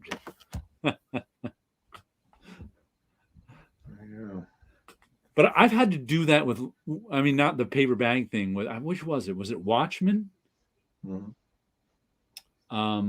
It was one of the big Absolute books that I got out of the library. Yeah. Library books, they protect the books with a plastic cover or whatever. They have. I actually had to wash the plastic cover on it because I held it and it was just like sticky. And I'm like, you know how plastic gets when it gets dirty? Yeah, I know what you mean. Yeah. And I was like, I can't read this book like this. So I got out some 409 and a damn. Somebody probably spilled a drink on it, most likely. Who knows? It wasn't sticky like someone spilled a drink on him. It was sticky like it was old, dirty plastic. Okay. But after I cleaned it up, it was fine. I was like, now I can read it. So now it's like whenever I get a book that feels like that, I'm like, I'm washing it. This book also, I think because it was a library book, has a plastic coating on the soft cover. So I washed this one too. Right. So if you get a library book, wash it. That's our lesson for the evening. Did you do a rip, read, and slab? Oh, want to do one? Let's see what we got. Okay. Let me share my screen. There we go. Let's start with this one. This is from DC. These are books I didn't know existed from DC in 2010. We'll start with something modern. Okay. There we go. We've got Unwritten number 16. We've got Air number 24, the final issue. We've got Red Hood, The Lost Days 13. I know about Unwritten. Unwritten I've heard of. Isn't that related to some other book? That I don't know. Isn't it like related to, what was that fairy tale book? Oh, Fables? Fables? Is it related to Fables, maybe? Don't think it is. I could be No? wrong, but I don't actually relate. I think they're both books that normally would have fit in the Vertigo imprint when it existed. Yeah, that one is Unwritten is Vertigo, and I think so is Air. I'd never heard of Air. Air's a first on me too. I've never seen that at all. In Red Hood, The Lost Days number 3. Isn't Red Hood like some old Robin or Joker thing that they brought back? He's an older character, yeah. Oh boy, that one's tough.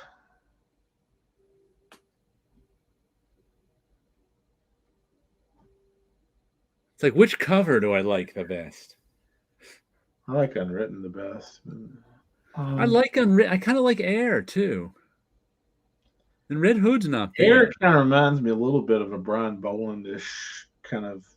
Yeah, the drawing's a little wonky, but I like the design on it. Yeah, the Red Hood kind of reminds me a little bit of Billy Tucci. That might I see a T on there. That might be Tucci. I see it right above. Honestly, I don't have a valid opinion on any of these. Well, that's why you're going to have to come up with a valid opinion. That's the whole game. If we picked 3 books that from out of your collection, it wouldn't be nearly as much fun. I'm going to read Unwritten. Ah, God. I'm going to slab Air and I'm going to rip up Red Hood. Air is the final issue. It's probably very valuable. Low print run. Maybe. Yeah. Unwritten cover looks like a magic card. Slab Air, read Unwritten. I guess is tearing up Red Hood. Oh, man. Which one am I going to slab? I think I'm going to slab Air. I think that's just... It's kind of got the most interesting cover to me. Even if it's not perfect. It's the most interesting one. So I'll slab that so I can hang it on the wall and look at it. I'm not a fan of... I think I'm going to rip up Unwritten and read Red Hood.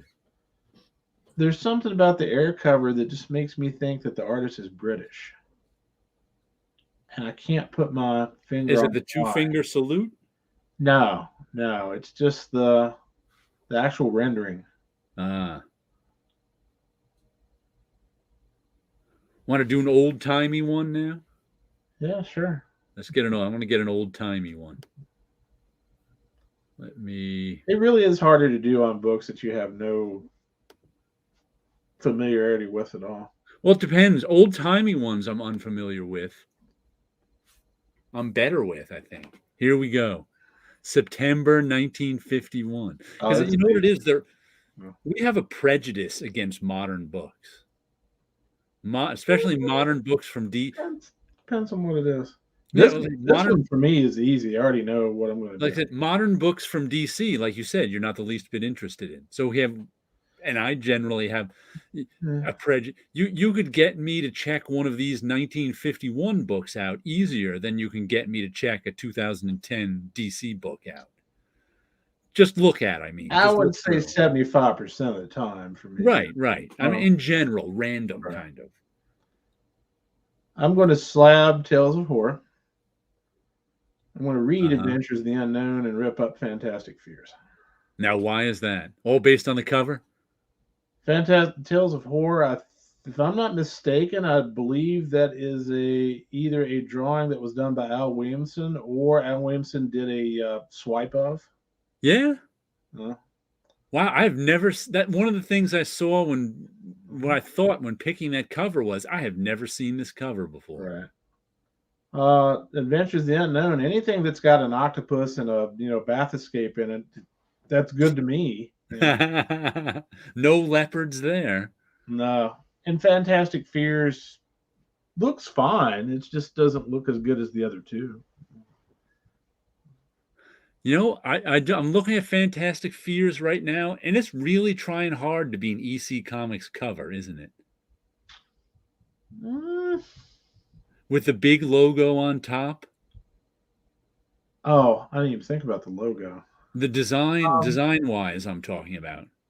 Not drawing-wise, but design-wise, that looks like a EC comic.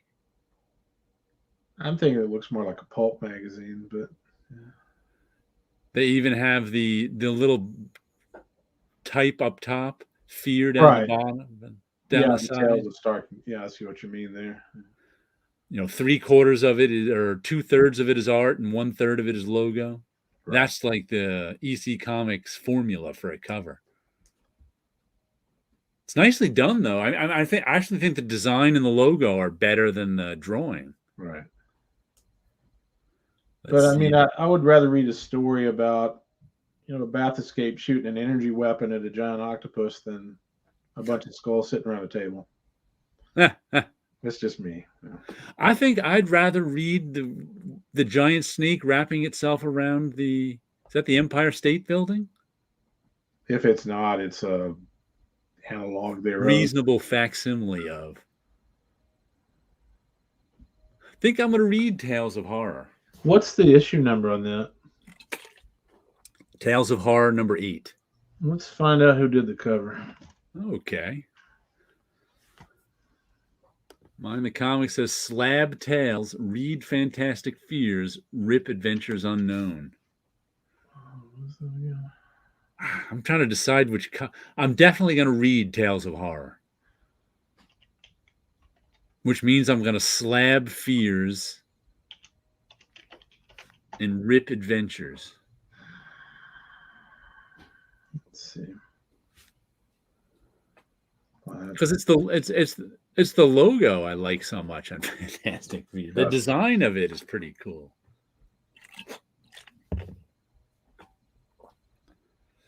They're all Golden Age reprints. That's really what it says here. But... Tales of Horror? Uh-huh. You mean 1951 isn't the Golden Age? Oh no! Wait a minute. That's a more modern reprint. Never mind. Let's look at this. He's got the wrong Tales of Horror. That's right.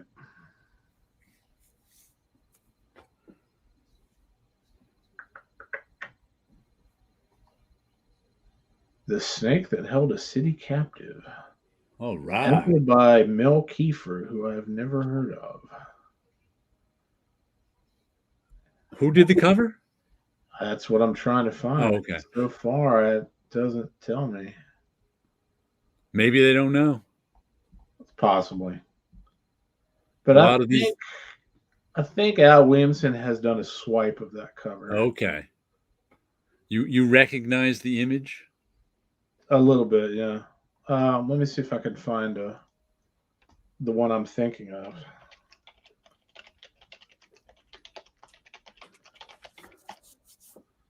Tales of Horror. Of course, now I try to search for it, I won't be able to find it. Ventures into the Unknown. Oh. Yeah, my Google foo is not strong tonight.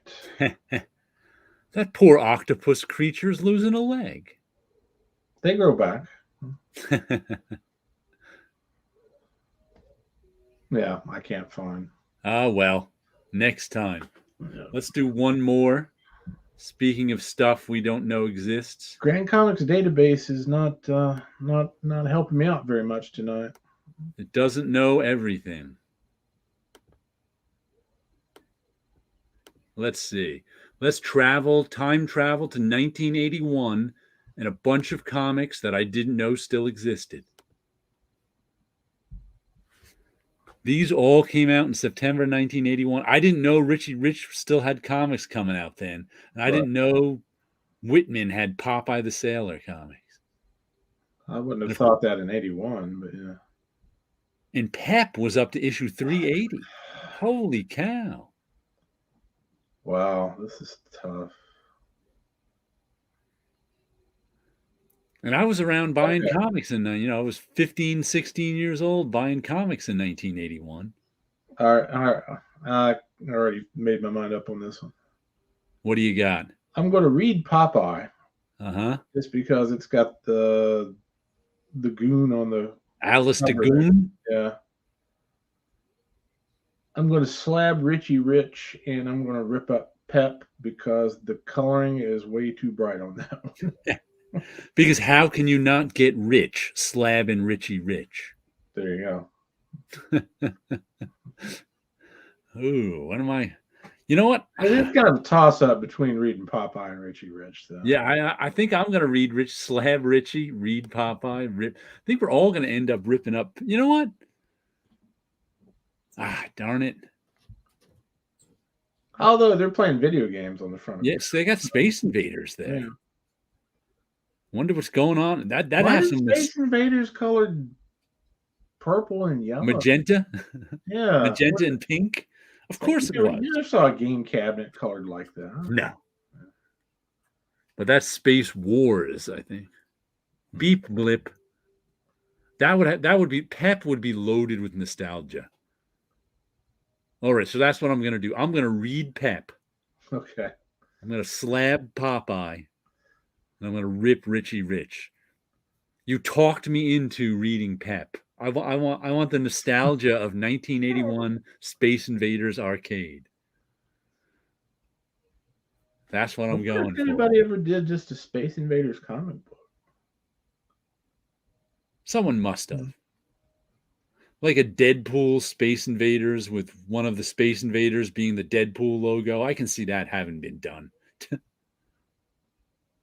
And they did a lot of 8-bit covers. Someone did somewhere. Yeah. But I can't actually think of one. What's the guy's name? The guy that wrote the Atomic Robo. Oh God, his name. I'm drawing a blank. It's Brian. I can't. No, it's not Kessinger. Anyways, the guy that wrote Atomic Robo also wrote a book that was called 8-Bit Theater.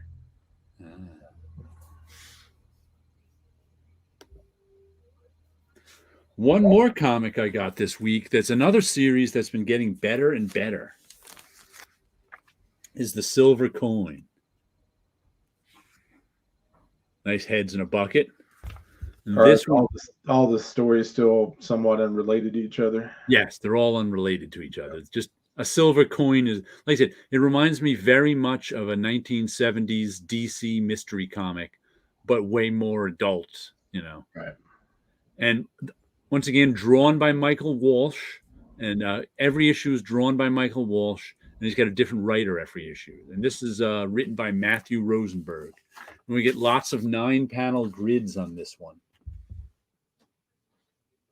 And this one is the story of lots of 9-panel grids. A janitor who works in this high-rise building where whoever the guys are make big money, right?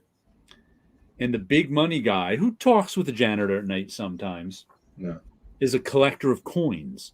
And one of the coins he's collected the silver coin. Is the silver coin, which of course makes people do crazy and evil things. That's the whole point of the series. Right. And so this was a story about this janitor scheming to try and get this coin from the rich guy. And everything he goes through scheming. And of course it comes to a tragic end. Well, of course. All this different. I'm not going to tell you who dies, but like at the end of this one, like half a dozen people die. Like we're barely involved in the story sometimes. It's just like, whoa, that was crazy. Whoa, that was crazy. But since it just came out this week, I don't want to give away anything that goes on in the story, but it's a fun little horror story told in 9 panels a page about some janitor who just wants to strike it rich and steal this silver coin. And I have to say, they've just been telling good stories. They're just fun. You know how So, each story is going to so end. those stories would stand alone from each other, even without that silver Yeah. coin framing element.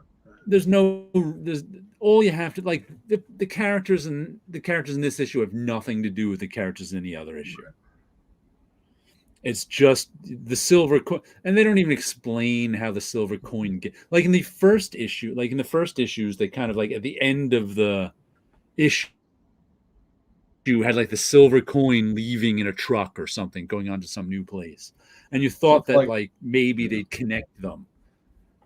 And it was only once I realized that they weren't going to connect them, and that's okay, that I embraced the book more. It's like the Lochnar from the animated Heavy Metal movie. Yeah. It's just a framing device is all it is. Right.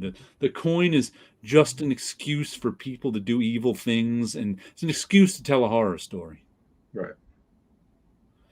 Because, the hardest part of a horror story is explaining why someone does something bad.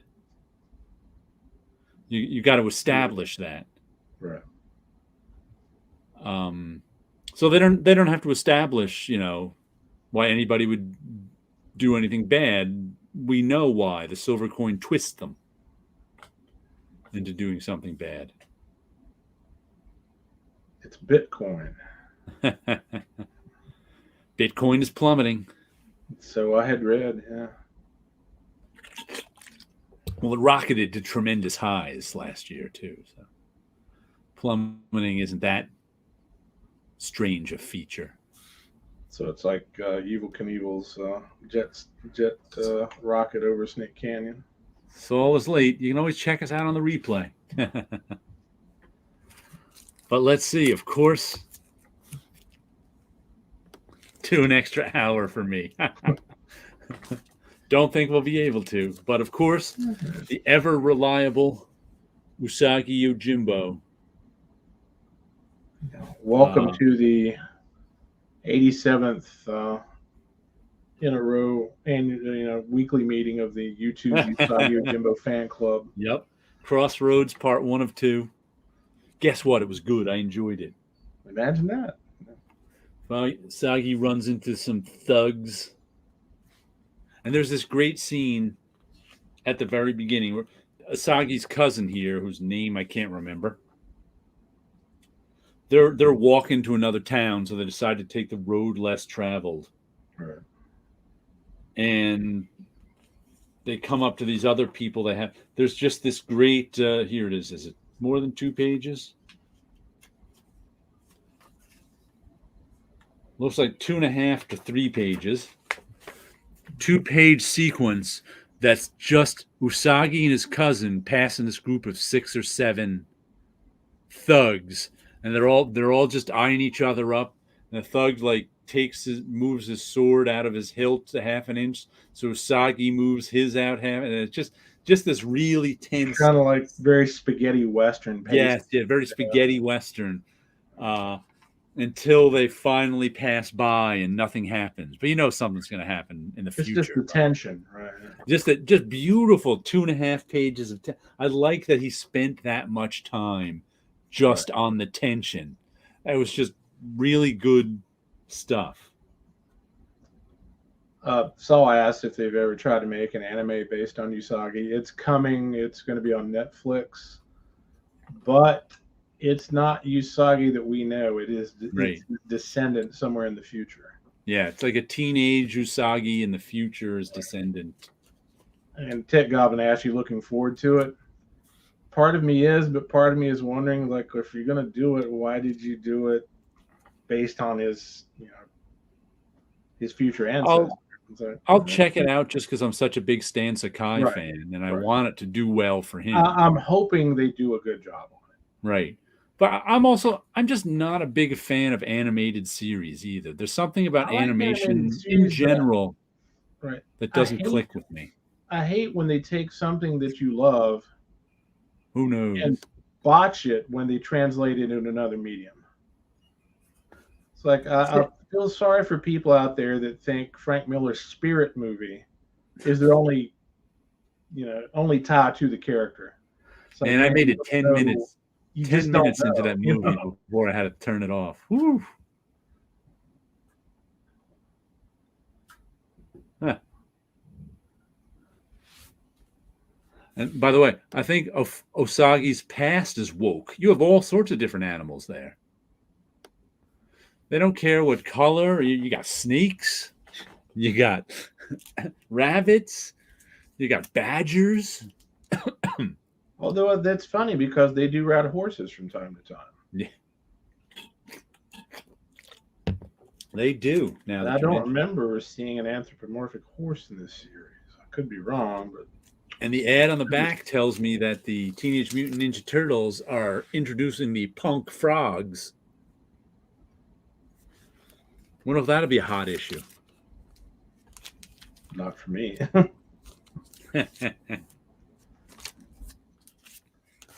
Let's see what's left in my pile. Showed you that, showed you that, showed you that. All right, I got one thing left. I got 10 comics this week. Cost me freaking $42. But that was because Cursed Pirate Girl was $10. Right.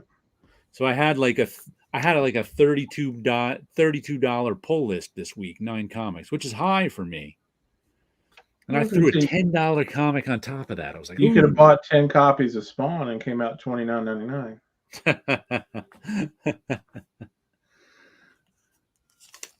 Let's see. The last one I like this cover.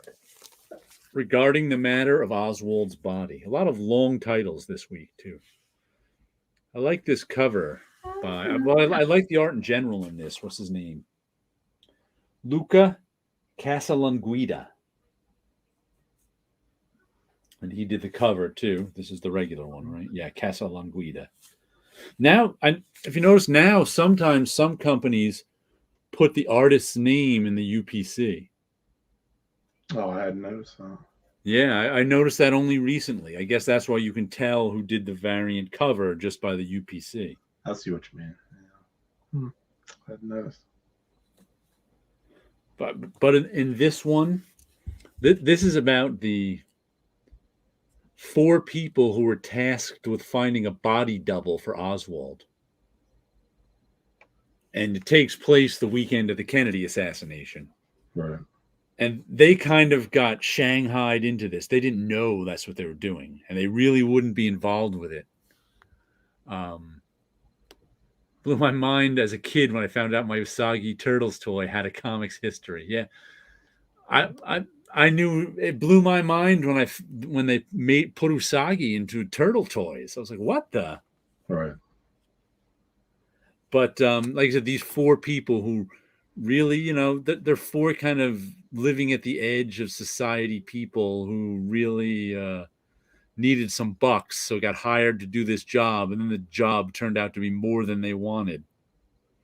And they realized they were disposable too. And in this issue, what was that? Kind of like characters you would expect to met in the movie Pulp Fiction.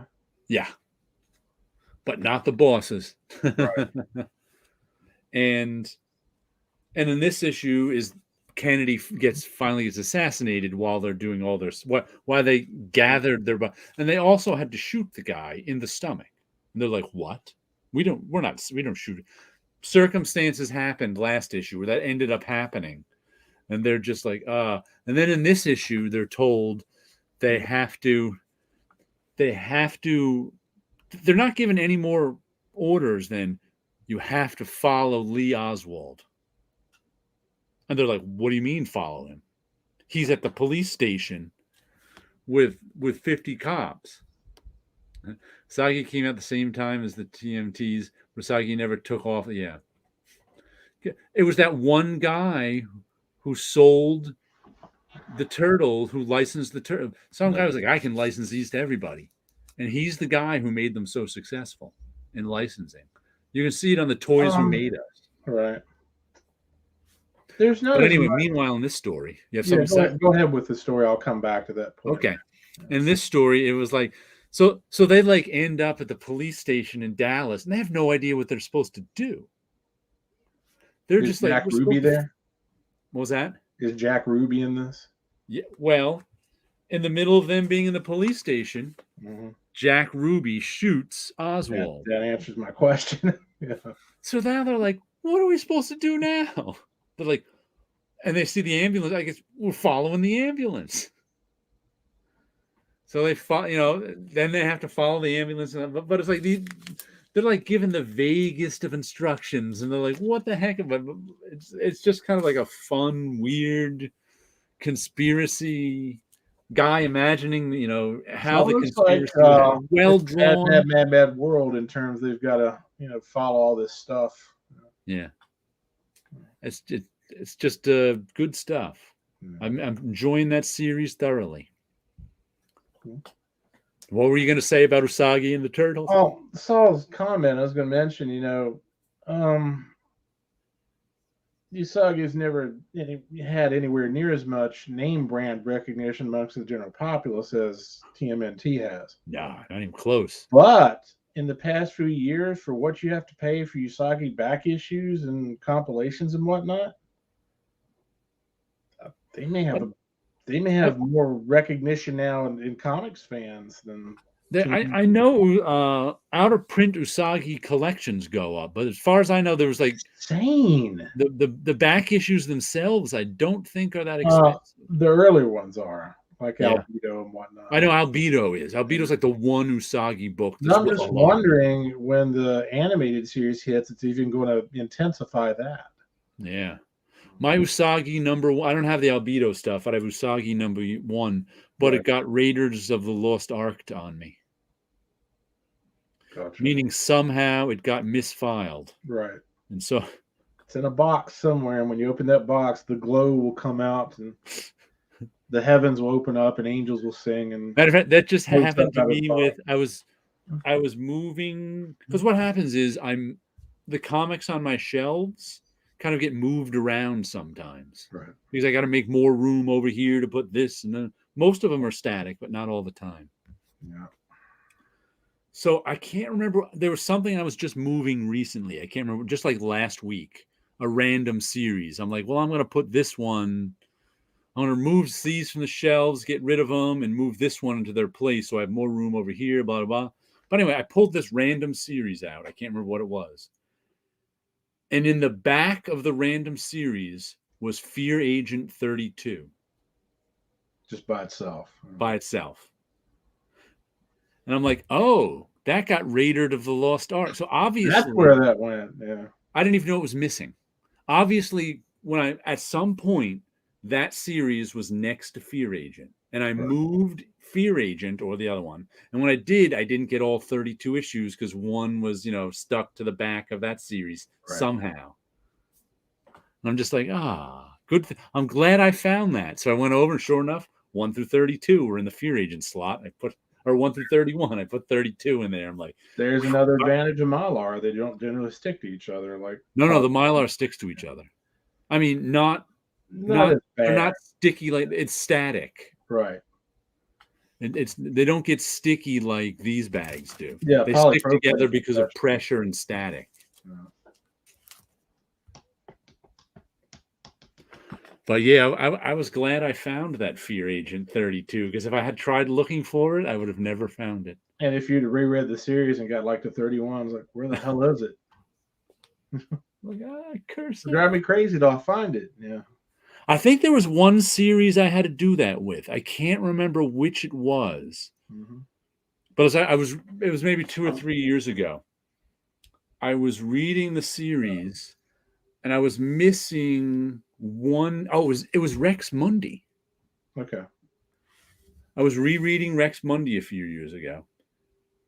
And in the middle of the series, there was an issue missing. And I'm like, where? And I know Rex Mundi was on my pull list. Right. So I didn't miss an issue. I'm like, I know I didn't miss it. And I checked my catalog, and sure enough, it's listed as me having it. I ended up rebuying the issue from mycomicshop.com or something for $2 or $3 because I'm like, I'm never going to find it. Yeah. I had all the issues of Planetary except for the very last one, which is 28, I think it was. Uh-huh. And for a good number of years, it was like I'm had, like Tim did his series, and now I want to catch up with Damien's series where they're doing a commentary. So like I want to read the series first before I watch those videos. So I have all these plans. I'm like, I'm not going to, read it and get to 27 then stop. That's just not going to happen. It doesn't work that way. I got to read. And then finally I saw, and it's a very expensive way to do it, but I got the omnibus. I can't remember if it's the omnibus or the absolute edition of the second volume of Planetary. For, I think it must have been the absolute, because like $50 or $60. I'm like, it's good price, hard to find. We'll go ahead and buy it. So I've got this. Hey, I've got the last issue now, even though. And then 2 weeks later, I found a copy of number 28 for like cover price. I'm like, really, really, yeah. Thanks a lot. I think I have my database. Let me see where it is. I just had to shift my database over to numbers from where it was for years and years. And I'm not sure if it's keeping track properly. In fact, I have to check on that. But let me see the number I have here. I'm on numbers. Oh, that's not what I want. I want comic catalog. As of right now, I have about 12,500 comics. But that doesn't count collected editions, which I've got plenty of. And I have purged stuff before. Usually when I'm getting rid of stuff, I ask myself, am I ever going to read this again? Right. If the answer is no, I can get rid of it. That's my threshold. Sometimes I keep comics around just to get rid of. Or at least I know when it comes time to get rid of comics, those are the ones I'm getting rid of. I think I have about half that many cataloged. Yeah. Yeah. I know there's a couple boxes I know I'm missing. Well, the boxes aren't missing, but I haven't cataloged them yet. Like I can remember years and years ago, I got rid of all my Fantastic Fours. Never cared. No. Not that I didn't have any valuable issues or anything, at least not back. Those like the early 90s. I just gave them to my friends who were Fantastic Four fans because they weren't worth anything in 1991. They probably still aren't worth that much. Yeah. I didn't have any issues before the mid 70s. I can remember what else did I get? One that I got rid of that I don't know why I got rid of it. I got rid of a bunch of my Iron Mans. And I'm like, I like these. Where are they? I got rid of them, but they're gone. So I must have got rid of them. But I'm like, why did I get rid of these ones? They're all, and as I've said before, Fear Agent number 28. 32. I got rid of that. Why did I get rid of Fear Agent 32? There's no reason. Like I've mentioned this before, one of the series that I got rid of that I kind of I've wanted to read again in the past, but then I have read an issue or two and go, why do I want to read this? Is the final issues of The Flash, the Carmen Infantino ones.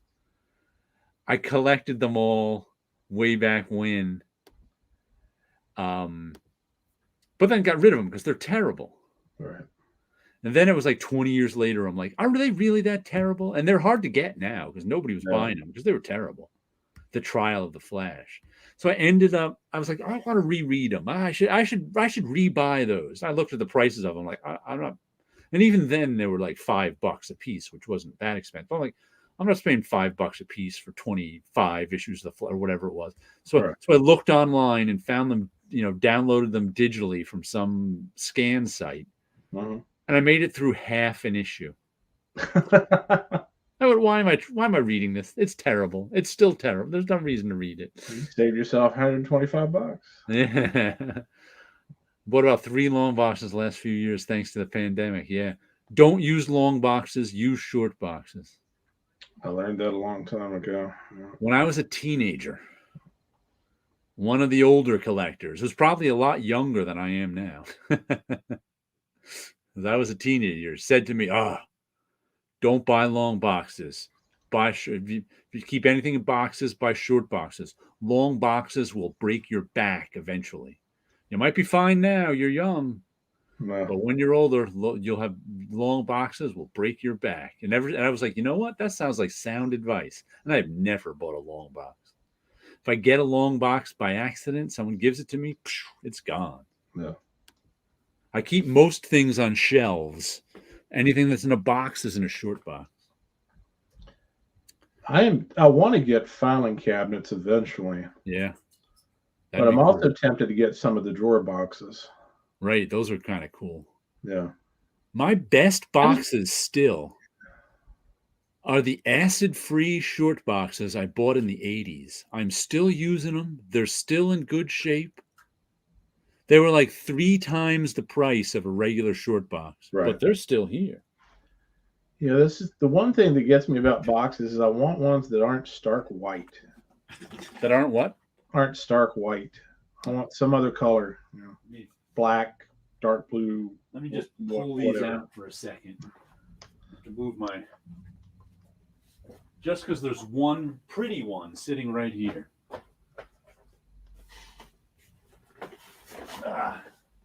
Whoops. That's an acid-free short box from the 80s. Yeah, that is from one of 2 companies. It's either Boxes Unlimited. I'm not sure if they were around in the 80s, but I don't remember. I got them through my comic shop, I think. Yeah. But there's another company that does library supplies. Don't have some boxes like that too. But it's still around. It's still I still use it. It's still a great short box. It won't break down. Right. I've had to get rid of other short boxes that were not this. Because the cardboard gets bad after, I don't know, 10 years. Have you seen the plastic ones that BCW makes? Oh, yeah. I've seen that corrugated plastic. I'd rather have more of those, but they just don't exist anymore. I can send you I'll have to look it up. I can send you a link to a company that makes boxes very similar to that are archived, actually. They're not cheap. Yeah. Short magazine ones, quantity of 3 long boxes. Okay. Imagine a house full of yellow and purple short boxes, Scott. No, sir. No pink boxes either, now that I think about it. Yeah, I've never seen those ones. The boxes that look like a kind of banker box that had a divide in the middle. Must be a 90s thing because I haven't seen them since. Yeah, I haven't seen those ones since the 80s. Yeah, so it's been a long time. Kind of box. Yeah. But yeah, those have been hanging. Like I thought, man, it's amazing how old those boxes are. And magazine boxes are even heavier than comics boxes are. Might have been a Canadian thing. Yeah, they do things weird up in the north. They had metric boxes. This box fits 15 metric comics. Yeah, there is a company now that makes boxes that have a hermetically sealed bag that fits over them that you pump all the oxygen, you pump all the air out with. Wow. Yeah. Just tossed all my boxes and moved the collection to shelves. Now I have to worry about direct light. Yeah, I have most of my collection on shelves. But some stuff I have in boxes. That is one of the small advantages of the floppy format is if you've got them in, even if they're not in bags, you got them sitting up on their spines or whatever, there's not much exposure there for the light to fade them. Yeah. We call them chuzzle wuzzles. Boxes. All right, we should wind up now. We've been talking for a good long time. Yeah. Have had fun talking. Hopefully Paulo's feeling better next week and doesn't have COVID or anything that bad. All right, you guys have a good night out there. Any final words, Scott? Don't buy wooden nickels and don't buy wooden comic boxes. I don't know. Buy low, sell high, collect early and pay late. Those are your words of wisdom for tonight. Have a good night, Saul. Have a good night, Gus. Good night to you. Good night, everybody. Good night, everybody. A good night to all of you.